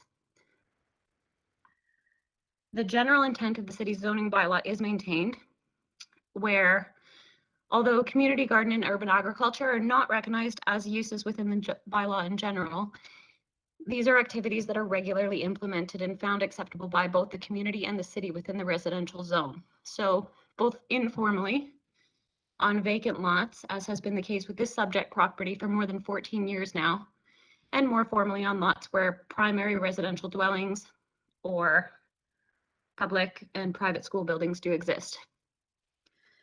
The proposal does not substantially increase the usability of the property, and instead it recognizes the long-standing existing use while allowing for investment in the continuation of community gardening and food learning activities. This proposal is appropriate for the development of the land. The lands at 87 Milky Way, they're in an anomaly in that a primary residential dwelling would not be supported under the current bylaw, and that's due to the site's laneway frontage and servicing requirements. If the zoning designation's intended primary use was achievable, then these proposed gardening activities would be permitted by default and the structure is considered ancillary. Given the constraints of the site, this proposal represents a low impact and appropriate community investment in the development of existing uses and activities on these lands. The general intent and purpose of the city's official plan is maintained, and that the official plan outlines a strong mandate to support community gardens and urban agriculture. You can see this in Chapter 1, where references are included to Toronto's food charter and the social development strategy, and in Chapter 2, where a mandate is included to improve human health by offering opportunities for community gardens and education. And the proposal does not adversely affect the surrounding properties or neighborhood in general. In contrast, this is a shining example of a significant community-led long-term investment in a space that will be beautiful and inviting. It will foster equity, education, access to outdoor open spaces, and food sovereignty. We have reviewed the letters of opposition that were submitted. And while many of the concerns noted fall outside of the Committee of Adjustment and Minor Variance process, our client has still gone above and beyond any city mandated process to engage openly with both the greater Parkdale community and with immediate neighbors. They have heard these concerns and have made significant changes to the proposal. And this has been done through the site plan application submissions, with the present plans here being the result. The owners are committed to adhering to high property maintenance standards and adherence to city bylaws in general, including the noise bylaw, and they will continue to be considerate and responsible neighbors. One concern that we've heard from immediate neighbors speaks to the nature of the operation of the container farm. Although these units can be used in commercial ventures, those applications typically involve multiple containers run under a for-profit business model, whereas the Neighborhood Land Trust and the Green City are both non-profit organizations. Their primary objectives for the container farm are as a demonstration space to show how these technologies can scale up food growing in constrained urban contexts such as this. The container farm also opens important grant funding and partnership opportunities, which are key to the viability of this plan. You have 5 minutes if you could wrap up, please. Thank you, albeit not in a commercial sense. One example of this is a potential partnership that they're discussing with the local college for an urban agricultural job training placement. Partnerships and programming like this associated with the container farm open up major grant funding and private donation funding opportunities for these two organizations, and this forms the bulk of their organizational funding. So in conclusion, we believe that 87 Milky Way proposal meets each of the 4 criteria for minor variance approval, along with all criteria for recognition of the legal non-conforming uses. Thank you, Ms. Flowers. Panel members, any questions for the applicant, please? Seeing none, Barb, can we move on to the next speaker, please? Yeah, we have Sherry DeNovo, 71 Elm Grove. Thank you. So I'm Sherry DeNovo. I live at 71 Elm Grove Avenue. I'm also the You'll probably have to speak up. I'm having a hard time hearing you. I'm Sherry DeNovo. I live at 71 Elm Grove Avenue, and I'm the former MPP for Parkdale High Park. And I'm speaking strongly in favor of the minor variance for this community garden. I've been living in my house for 15 years, and in those 15 years, gentrification, although not a problem per se, has increased the values of all of our houses on Elm Grove at least 4 times. Who has been left behind are often our recent immigrants, refugees, those who don't have access to fresh food or the ability to afford it. This has given them both of that. It's a beautiful oasis that used to be an empty lot, used to be a site for dumped garbage, used to be a site, as you can imagine, for problems of all sorts. It backs Milky Way. There backs is the back of commercial enterprises, restaurants on Queen Street, so it can be quite noisy. This again mitigates that.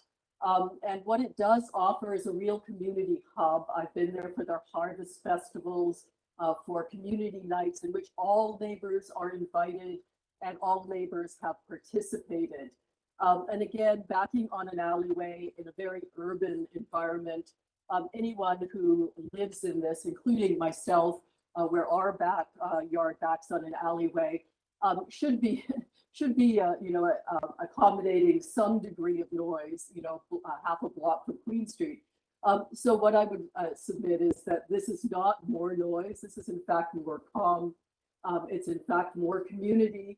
And finally, it is really kind of corrective to what has been moving in Parkdale High Park generally, and that is the increased gentrification of the urban core, and allows those who are recent immigrants or refugees, incredible people to our neighborhood, to also be a part of our neighborhood and continue to be a part of our neighborhood. We have one of the largest rental tenant bodies in the city of Toronto. Last I heard it was about 10,000. And we don't want them to be left behind. We want this to be an urban environment that includes everyone. So I think I'll stop there. Well, thank you for your comments, and thanks for keeping them brief. I'm just reminded that at the start of the meeting, Chair Clark indicated, I think, given the number of speakers on this particular item, he wanted to limit people to 3 minutes. So, Ms. DeNovo, you kept that well under 3 minutes, so I thank you. So if I can just remind the next speakers to try and keep your comments brief and succinct and to the point. We want to hear from everyone, and we want to hear new points and new comments from everyone involved. Thank you. So the next speaker is Susan Hobbs, 68 Elm Grove Avenue.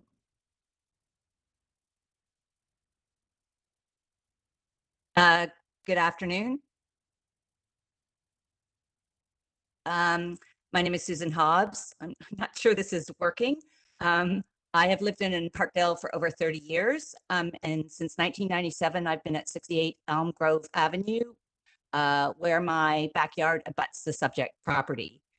While I am in support of the community garden, and it is definitely the best development that we have seen for that site since 1997, the variances and changes to use that are requested represent a significant alteration and are out of step with the physical characteristics of the surrounding neighborhood.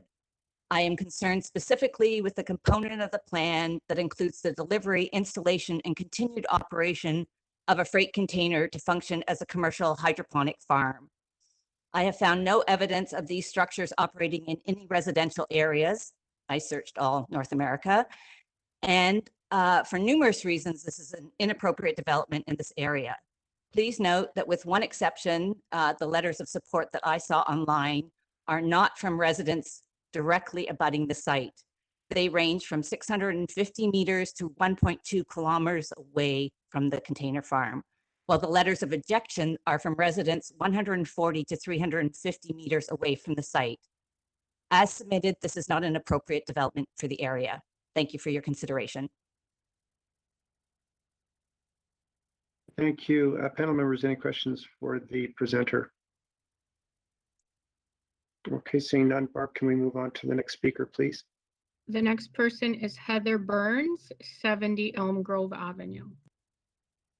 Hi, my name is Heather Burns and I live at 70 Elm Grove Avenue. My house is one of the houses that backs onto the garden, and I am speaking in strong support of all of the changes. I will keep it very brief, knowing that you have 10 people to hear from. But I think the key points that I wanted to bring up were that the Greenest City and the Parkdale Neighborhood Land Trust have been incredibly cooperative in the entire process as they've tried to develop this into a year-round garden. They have constantly asked us where our concerns lie, and they've done everything in their power to address those concerns, often at great expense, which for a nonprofit is a big deal. Every time they have to get a new expert to come in or a new line of approval, that costs them money that could be going to their nonprofit, but they're constantly trying to address our concerns. And so I have no doubts in my mind that if they move forward with the container, that any concerns that arise, they will continue to address. I think that some of the concerns with the container being a commercial growing operation are a little out of line with what we see from the garden today. My son's change table up in his bedroom looks out over the garden, so I spend a lot of time looking out over that garden, and it's a small, beautiful community growing food together to help each other out. It's not a massive commercial operation. Any noise that we ever hear is, delightful songs from festivals. We always open our windows on those days. It is certainly not the sort of thing that is going to be any more disruptive than anything else that you encounter living half a block from Queen Street in the heart of a very dense urban city like Toronto. So thank you for your time. Okay, thank you. Panel members, any questions for the presenter? Okay, seeing none, Barb, can we move on to the next speaker, please? Yeah, Gigi Von Enrup, 78 Elm Grove Avenue.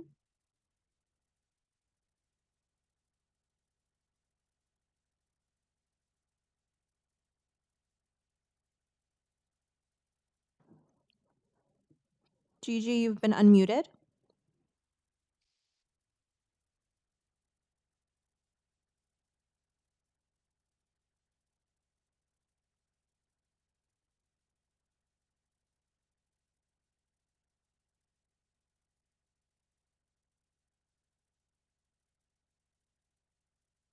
Perhaps we can move on to the next speaker. Maybe Gigi can call in.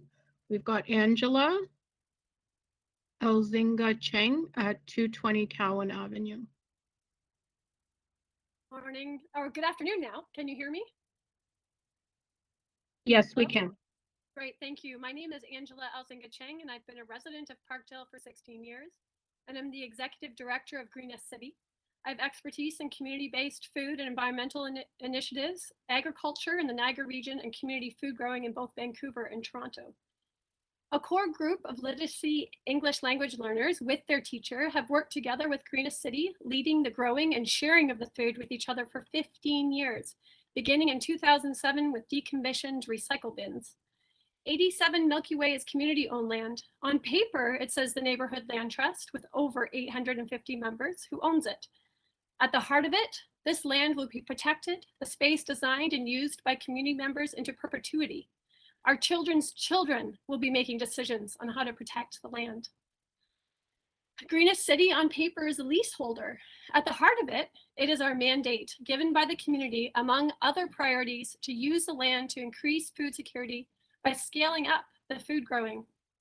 Beginning in February of 2017 to October 2017, 6 community consultations were held, 2 at the library, 2 at Park, 1 at Parkdale Project Reed, and 1 at CD Saturday, bringing 200 diverse community members together to shape the future services and programs for this site. This process resulted in a comprehensive site plan for 87 Milky Way.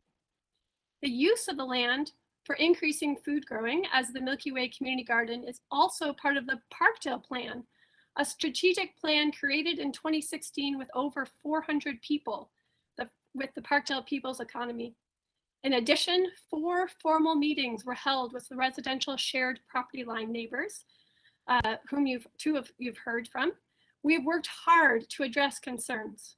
We changed the location of the service gate, losing out on already limited growing space and sunlight.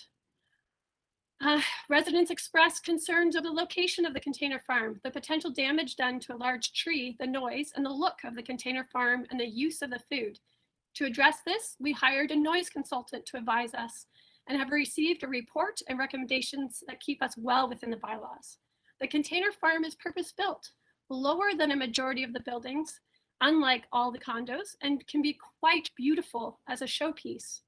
We moved to use piles to increase compaction. We do not yet have a model for food distribution, though food will be distributed off-site. We completely changed the location of the container, which has further compromised our limited growing space and access to sunlight. We demonstrated both through the significant consultations with the community and neighbor meetings that we are responsible and responsive to community vision and concerns.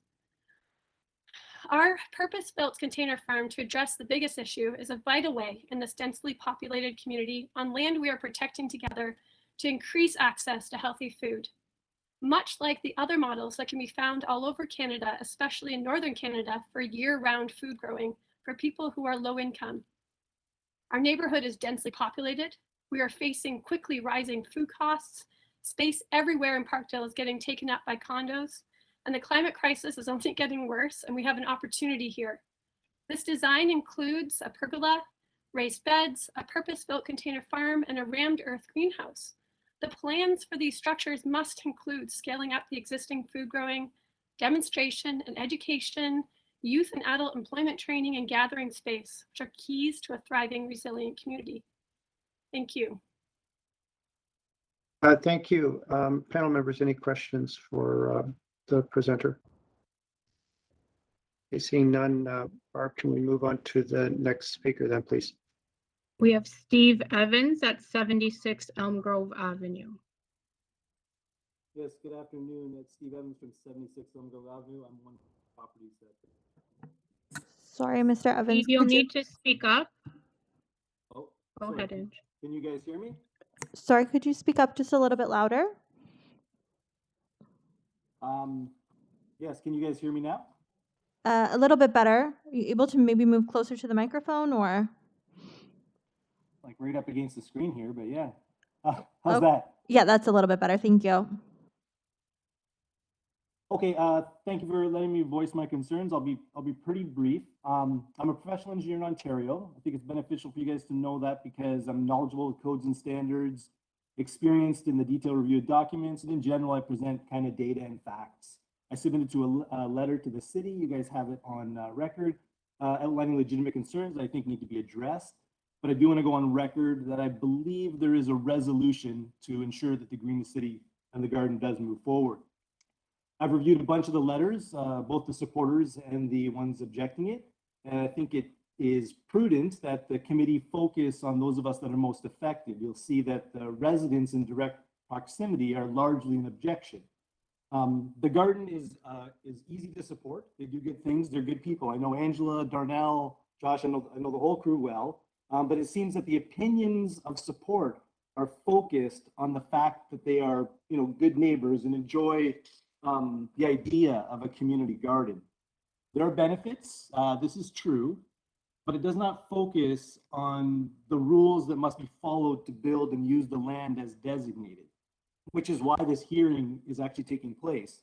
So this tells me that the supporters may not know what they don't know. They're not aware of what is being installed in this residential lot.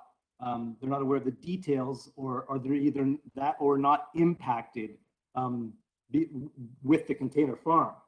On paper and in the plan, the container farm is a box asking for a setback, but the details are being overlooked. The inclusion of a container farm in the garden means that the plan cannot pass the committee test and is not a minor variance. It's going to impact access to an already congested laneway. There's going to be parking issues, additional traffic, noise, and the placement of such a system in a residential land zone is not a fit. I've outlined this in my letter. I know these systems very well and the challenges involved. I actually know the specific HVAC unit on this container. It's made by BARD. I purchased one to put in a White Shell nuclear decommissioning site earlier this year. In order for it to control the temperature inside, you'll have an industrial HVAC unit well above the allowable sound limit for the community, and it's going to be running for much of the time. The city will likely receive calls immediately as soon as you turn it on. And these systems, they have operating costs. I understand that it's a not-for-profit garden, but in order to cover the costs of operating this, the priorities will change from being residential to ensuring that a profit is made to cover these things. So businesses don't make decisions that match with residents' priorities. And that is why there's a determination of what is allowed in a residential area. High output of product from a container farm is required to cover costs and not to be taken lightly. This will be an operation to run. Shipping and receiving, inventory, logistics will need to be planned and work done at all times. I know I'm running out of time, so just quickly, it's important to note that the community garden variance is not defined in the zoning bylaw. It includes no restrictions or conditions. I would recommend and hope that we defer this application and work together on a plan that works for everybody. Thank you very much. Thank you for that. Panel members, any questions for the presenter? Okay, Barb, can we hear from the next speaker then, please? The next speaker is Sonam Yangzom, 103 West Lodge Avenue.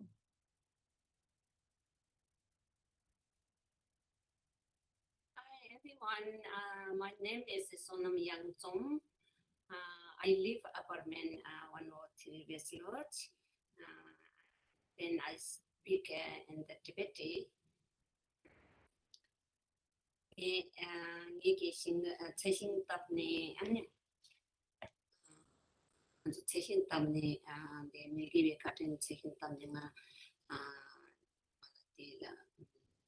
로렌도 레지 삼발라 탐보사와 레지 삼발라 아니 최신디 통소 아니 최신 통지 삼발라 아니 앞에 삼바가서 가리 쓰는가 가랑 양알에 신바이 시작을 신바이 아니 어떻게는 최신 통배 삼발라 가서 계속 아니 어떻게 당아서 미청을 당분이 담보텔랑아 원신바가 배가지고 마신기네 안 되네 양은저 최신게 내가 치티 삼바나 아니 미르다 만라님도라 아니 먼저 내가 치다 아니 내신조 파라 건조 신조말 출라 먼저 이제 치는 냠도체 안 참부차 미르다 마라톤 하는 기부쇼 차서 안 베마스 생각하고 중당아 말랑라 자간이 냠뉴였다 요조데 될 베제단이라서 베생각하소 아니 근데 제가 아니 디체송 가서 체스 안디 제라야 아니 먼저 제츠마 막딱이 아니 먼저 개츠기능라 오르게니 정말 오르게니 딱이 오르게니 딱지 삼발라 소소게 제 시스템이야네 아니 딱도와지 정말 오르게니 아니 오르게니인데 또 오르게니 인디 삼발라 organic yogurt to sambalan and not to be a chronic mare, gomchimpuresha, organic kalasama, gomchimpuresha, raya promitu, and in day in Zara and the Milky Garden, the pento chimbushu to Maran Tomsarang, any media the notches and Luchushi Trosum, Levachene, any Tomsarang. 미 자다 맞추실라니게 맞추겠지만게 허럭허럭체니 간나 정말 허럭허럭체니 아니 제 고시자야다 안지라기도 어디 먼저 정말 내가 저 친구지 아니 그런 데 시티기 아니 시지다 만드는 게도 아니 먼저 디장게 먼저 안데 네모 좀 보따비라기도 아니 제 오르게니사야체 비마시야도 아니 어떻게 이 지나쳐라 그슈 아니 그랜드 시티 땅 안에 먼저 렌차스게 코나니기 안에 먼저 라 yar게 땅에라 yar게 땅에라 지금 yar게 땅에라 아니 코나 쪽에 디나서 냠돌라 먼저 저나서 아니 먼저 페마시스가 중마랑 감나게 sabche ani pemasisi bakabutang kamachike kachochi buke sonti mi chinila mi chinike chong jabne je peshari soya chutla mare Sorry. Sonam, I'm just going to interrupt you. I've unmuted your speaker, sorry, your translator, and you're almost at the time. So if they would like to translate, we'll be able to restart the timer as well. Okay. Hi, my name is Tenzin Shume. I live in 10 Bethwyn Place, Etobicoke. I'll be sharing the translation of Sonam's statement. I've lived in Parkdale since I arrived in Canada in 2008, and I'm also one of the first gardeners in the Milky Way Garden. I've been growing food there for nearly 14 years. Before migrating to Canada, I worked as a farmer in India. So when I found this garden in my new neighborhood, I was so happy to have a space to grow food. This garden is also where I became part of a new community. When I first started gardening here, I only knew people from my Tibetan community, but through this garden, I have met people from all over the world, and I now have friends from different backgrounds. We grow food together, help and teach each other, and we share the produce as a collective. In my time here, I've seen more than 150 people who have been part of and benefited from this garden. The produce we grow is special because we use organic methods. We cannot afford to buy organic vegetables and foods because they're expensive, so we grow our own on this garden. The Greener City also helps us grow food that suits diverse culinary traditions and some vegetables that you cannot find in the big grocery stores. The Greener City and the neighborhood land trust have consulted gardeners like myself in these new plans. We as the gardeners are proud to support these plans because we need more food and healthy food in Parkdale. It is not about making money for a small group of people. It is about creating a space for the community to thrive and grow together. This is where she got cut off. Yeah. Oh, okay. I can put Sonam back on. She's still unmuted. So if she wants to continue her thoughts.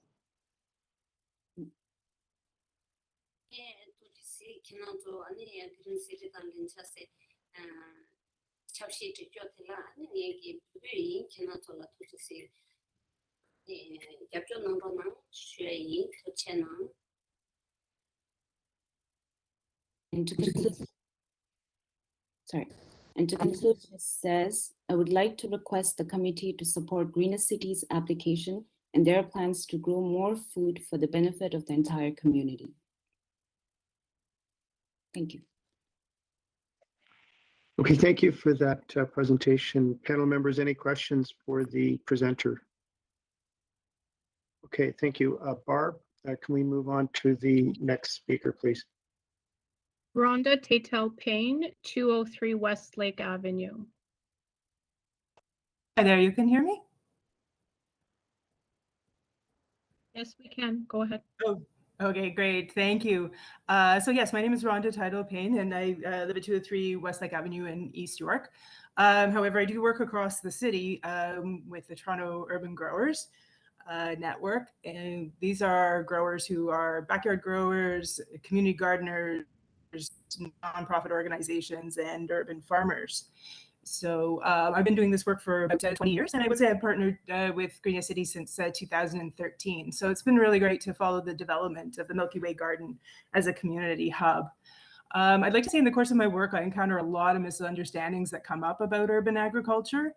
And some of that is the language we use. We talk about farms, which conjure up the images of all the nuisances associated with industrial scale farming, noise, smell, and traffic. So the first misunderstanding that we often encounter is that most urban agriculture in Toronto, and this project in particular, I would say, don't operate at the scale of industrial farming. There are examples of container farms that produce thousands of pounds of produce and thousands of dollars of sales. And I did find examples of these kinds of farms located beside residences. But these are facilities with multiple containers. Milky Way proposal is just for one container, and it's one element in a multifaceted project. As I was looking for estimates of how much a single container farm could produce, one estimate is like 70 pounds of arugula per week, just an example. And I thought, oh, well, what does 70 pounds look like? A bushel of greens is about 18 to 20 pounds. So you're thinking about 3.5 bushels per week of produce. So that's not on the scale of a cube van delivery. It's more like a cargo bike scale. And that kind of estimate is for— hear about land use planning, why these variances are appropriate, not about the volume of vegetation being grown. Okay, the only reason I'm mentioning this is just to address some of the concerns about how much traffic is going to be on the site. Are you the agent? Because we have. I'm sorry? Are you representing this application? Because we have. I'm sorry, you're getting cut off. I'm not representing, I'm not the agent. No, I'm an organization that works in partnership with Green City, and we do work with urban agriculture across the city. Okay, so KENDAL will address any of the opposition. You're just here to voice your opinion on this application. Okay, well, in that case, I will skip very much to the importance of why an application like this needs to go forward. First of all, you know, there are very few for-profit farms in Toronto. Land's too expensive. Food prices are too low. So most farms are actually run by nonprofits to also provide other community benefits that can be funded through grants. So it's unlikely that there will ever be a significant commercial enterprise here. And you know, I hear that people are very supportive of the community garden, but not the shipping container. So I wanted to talk specifically to that part. This is an opportunity for training. It's going to prepare young people and newcomers to ensure that their communities have access to fresh produce and to give people tangible, doable ways to take action on the climate crisis.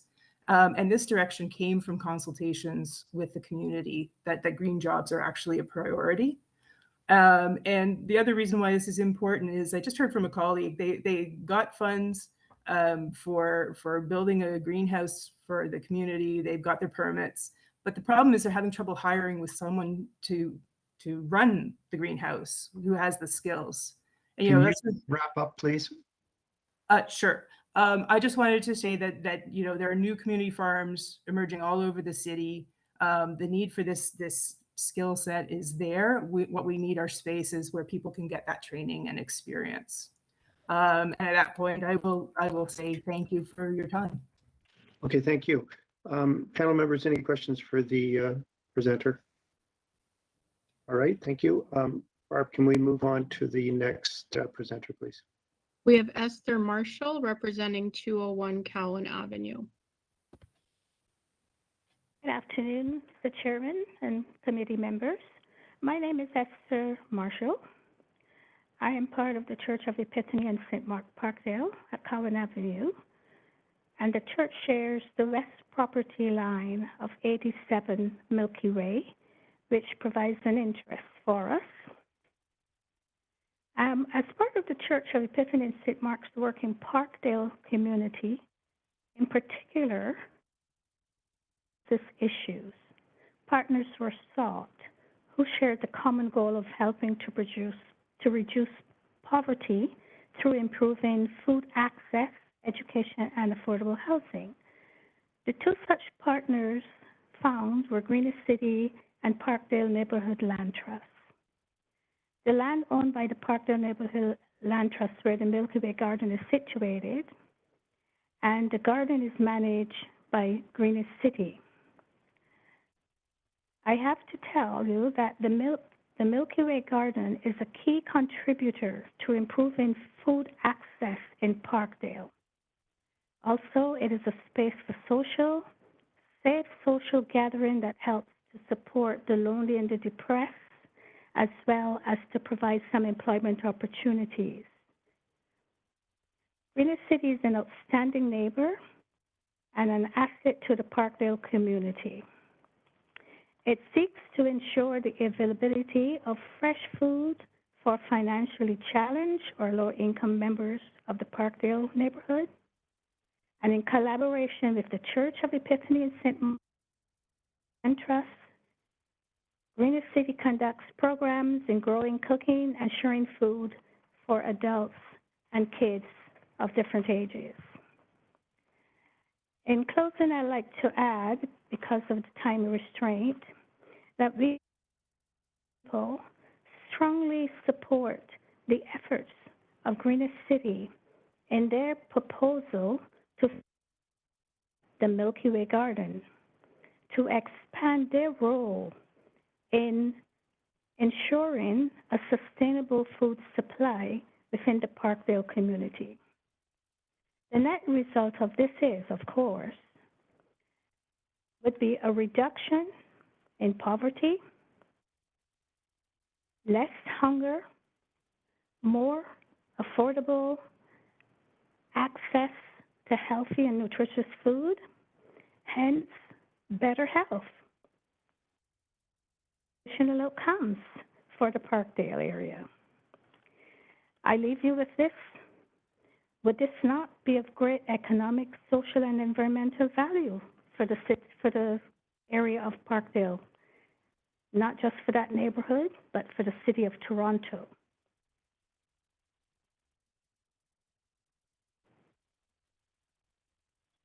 Acknowledge this proposal by Greener City. Okay, the next speaker is Summer Love Lazarou, 66 Elm Grove Avenue. Hello, can you hear me? Yes, we can. Oh, fantastic. Okay, just wanted to confirm. Thank you so much for this opportunity. And I am just, we live at the south side of the garden. We've been here in Parkdale for 10 years, my husband and I. And the garden itself has been a wonderful development in many ways. We love to listen to the community building song circles that happen and the Harvest Festival, where we believe in the educational and community building initiatives of the programs that they have. However, the container farm, unfortunately, will have a negative impact on our ability to peacefully enjoy our homes. This is not, regardless of whether it is for educational purposes, commercial purposes, industrial purposes. It is a container that will require thousands of lights. Those lights need to be cooled 24 hours a day. It will have a large-scale compressor in order to do so. And we've done all the research.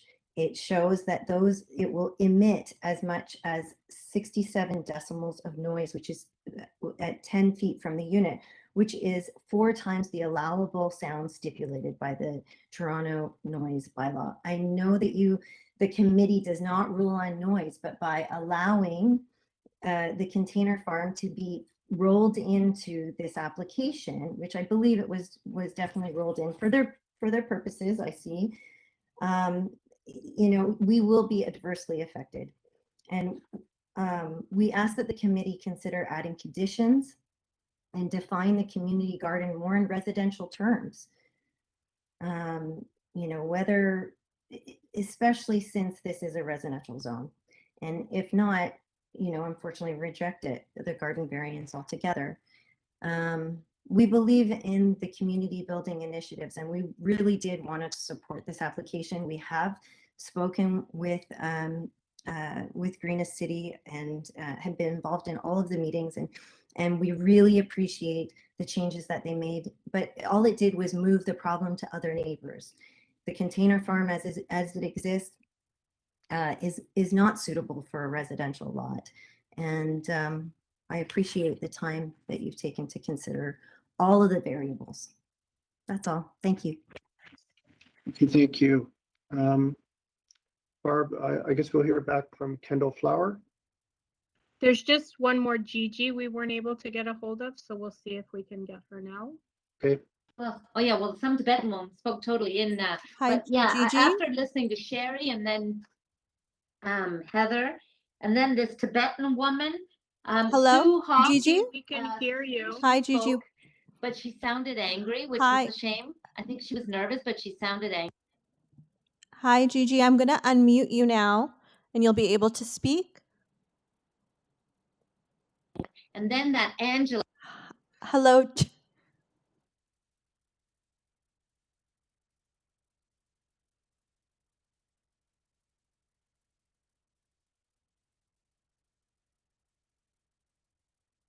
Okay. Hi, Gigi. Hi. I've unmuted you now. You'll be able to speak to the committee regarding the application. What? I've unmuted you now, and you can speak with the panel members.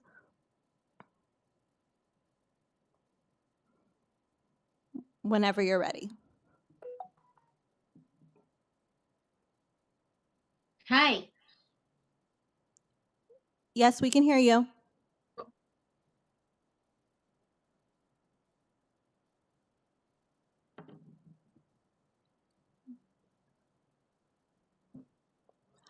Hi, Gigi, we can hear you. If you'd like to start, then we can start the clock. You're unmuted.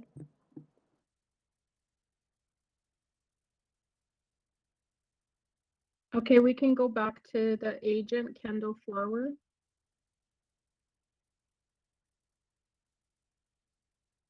Hello, thank you. So I'd just like to thank the committee and all of the participating stakeholders for all of your thoughtful consideration on this application.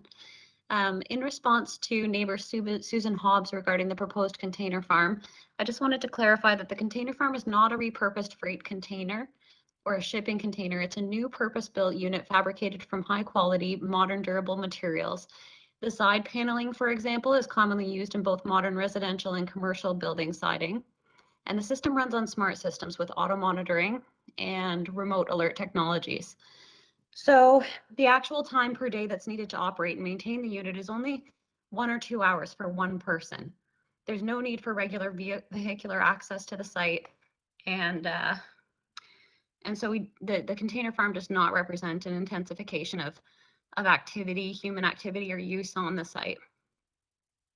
So once again, the Neighborhood Land Trust and the Green City, they are both not-for-profit organizations, with their operations primarily funded through partnerships, grant funding, and private donations. They have no intent to operate the container farm as a commercial unit, but rather as a demonstration of how technology can support agriculture in an urban context like this. Now, we fully realize that noise considerations will be dealt with through the building services and are not a part of the committee's considerations, but I'd like to just briefly speak to the HVAC unit concern that was raised by neighbor Steve Evans. Our acoustical engineer has completed an evaluation of the unit and its proposed location. And while the stock unit referenced by those concerned that typically comes with the selected container farm would exceed by law allowable noise levels only in the immediate proximity of the unit and the Milky Way lane and not anywhere near the distance of the residential neighbors, our engineer has assured us that we can easily comply with the noise bylaw allowable levels, either by changing out this stock unit for one of many available suitable alternate models, or by use of sound attenuation measures. So again, this will be addressed in full through the building services process. So once again, thank you to all of the committee members. And if the committee members have any further questions relating to the application, then I'll be happy to answer those as well. Okay, thank you. Panel members, any questions for the applicant? Okay, if not, are we ready for a proposal to put forward, a recommendation?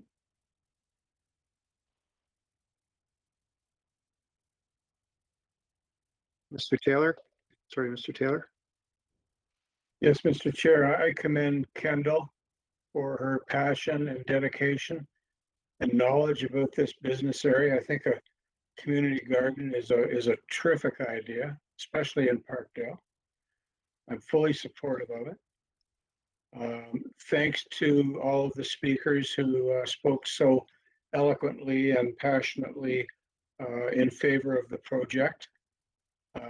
And I have no hesitation whatsoever to move approval, subject to urban forestry condition number 2.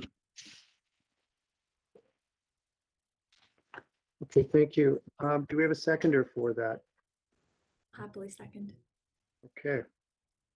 Ms. McCloskey, okay, we have a vote on that then, please. Okay, unanimous approval. Thank you, everyone, for speaking and taking the time this afternoon. Should have been this morning, but this afternoon now. And we're on to item number 18, which is 102 Kendal Avenue. We have the agent, Maria Denegri. I'm not sure if the other speaker's here, Ange. No, he's not here. Okay, so just the agent, Maria. Hi there, can you hear me okay? Sorry, Are you could you able to speak hear up a little bit? Yes, can you hear me? That's a bit better, thank you. Okay, all right. Hi, my name is Maria Denegri from Denegri Bassai Studio. I am the agent for the owners of 102 Kendal Avenue. And the proposal in front of you is for the alteration of an existing dwelling, which the home originally contained 3 residential rental spaces. We have undergone a significant renovation to turn the house back into a single family home. The variances presented here today have to do with the a request for permission to put the entry to the basement unit at the front. And the remaining 3 variances have to do with parking and soft landscaping. These are pre-existing conditions on the site, and the relocation of the basement entry to the front has triggered the existing conditions. The original application was filed in January. We did receive a building permit in February, and construction on the site has started. There was a revision to permit that was filed in May to relocate the entry to the basement unit to the front. And this is why we are here today. Our original proposal, which got a permit back in January, proposed to use an existing entry to that was located on the south at grade for both the main house secondary entry and the apartment. While under construction, it was decided to relocate the entry, and for various reasons. Those primarily to do with privacy. I think the owner the new owner of the house intends to use the main house as her principal residence for her family, her 3 children. And she was looking for a way to essentially separate the entry to the unit. Shifting it to the front has also allowed us to design quite a lovely sunken court and landscape that area, which will also provide a kind of a better entry condition for the future tenant. And as well, that side entry was a shared access with the neighbor to the south. So I think in a sense, it's a kind of win-win for everyone. The parking and softscape, which are the 3 remaining variances, are, as I mentioned already, existing conditions. I have in my application package, which I hope you had a chance to look over, presented a parking plan that was in file with the city, as well as the 2 permit for parking in the front that exist. I am aware of an opposition letter that was filed stating that parking in the front reduces green scape and is not consistent with the area. I have, as well as the front entries to basement apartments.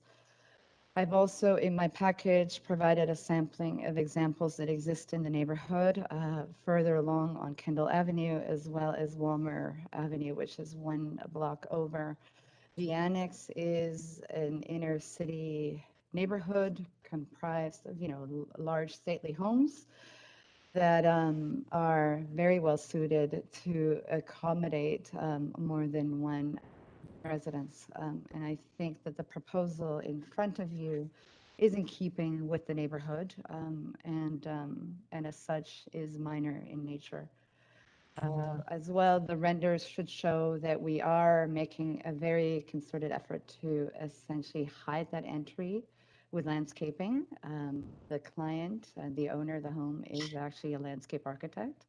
And so she will be working, tirelessly to make sure that the front is as green as possible. Thank you. Okay, thank you. Panel members, any questions for the applicant? If none, do we have a recommendation? Mr. Kamara.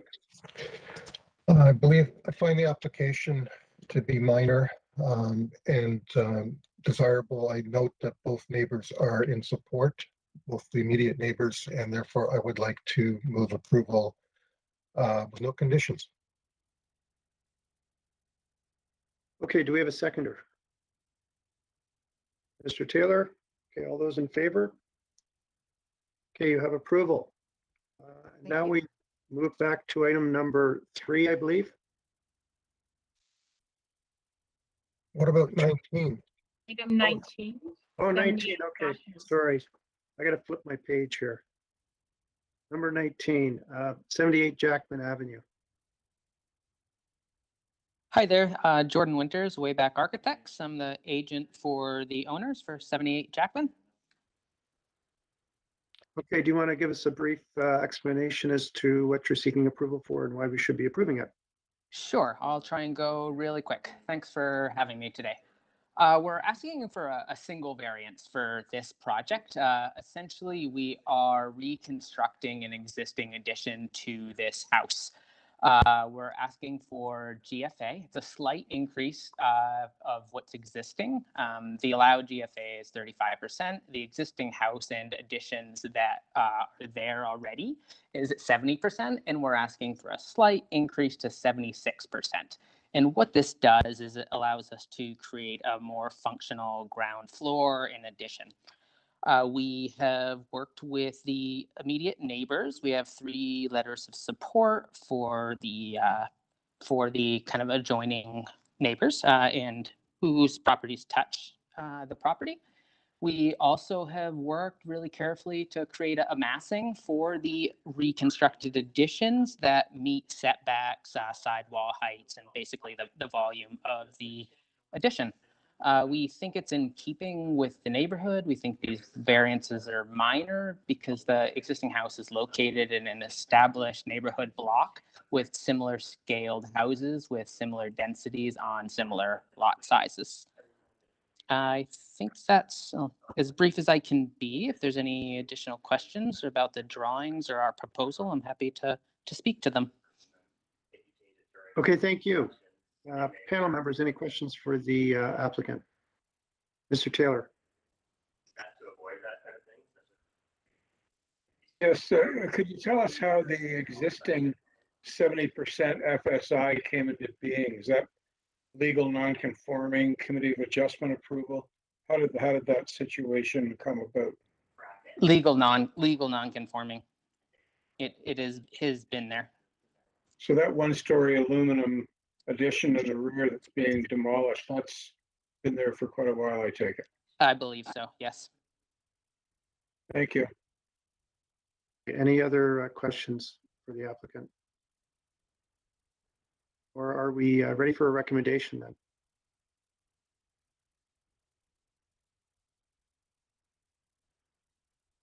Mr. Taylor? You're muted, Mr. Taylor. Sorry about that. I'll say it again. Mr. Chair, I'm satisfied the requested variances meet the 4 tests under the Planning Act, and I move approval without conditions. Okay, do we have a seconder for that? Oh, I don't know who was first. Ms. McCloskey, I'll say it was you. Looks like we have unanimous approval, though. Can we just confirm that? All in favor? Yes, okay. Unanimous approval. Okay, now we go back to item number 3, which was they asked to be heard last, and they're being heard last. 21 Valley View. So I believe we have Mr. Goldberg or someone from Mr. Goldberg's office. Yes, I'm here, Mr. Chair. It's Michael Goldberg from Principal of Goldberg Group. Okay, Mr. Goldberg, you had put in a number of requests. One of them was to be heard last. Another item was variance number 3 for Correct. depth. You wanted revised from 25.98 to 27.76. Is that Yes, correct? sir. Yes, sir. Okay, so if that's the case, Barb, do we need to defer this item because of notice? Yes, we can't increase a variance. What I will say, Mr. Chair, and I did say this in my cover letter dated October 19th, is that the plans aren't changing at all. We're not, the plans haven't changed whatsoever. The plans actually have identified in the statistics the 27.76 number. So anyone looking at this application on the ASE would have been able to notice that. And I think that it's a reasonable conclusion to say that all the information was there. It's just that the examiner had made an error and did not measure the lot depth from the minimum front yard setback, and it needs to be measured from the minimum front yard setback line. Right, but people may not realize that that's an error, and your cover letter also references the 25.98. You submitted the application with that figure. So you need to tell the committee first, are you planning on sticking to 25.98? If you want the 27, then you have to be deferred. We have to give proper notice. I see. Well, we do, the plans do show the 27.76. And may I ask, until when would it be deferred? If it's deferred? It would be for sometime in the new year. This is a Toronto and East York file, so we don't do the scheduling for that office. Sometime in the new year. Well, I can't tell the committee what to do. I'm just providing a recommendation to you that all the information was always there. And, no, but we have to give notice, and your letter did not reference the increased number. So I'm asking you, do you want to keep what was in the notice, or do you want to keep what's in your plans? You have to tell us. Yeah, we have to keep what's in the plan. Okay, so the members, can we have a motion for deferral?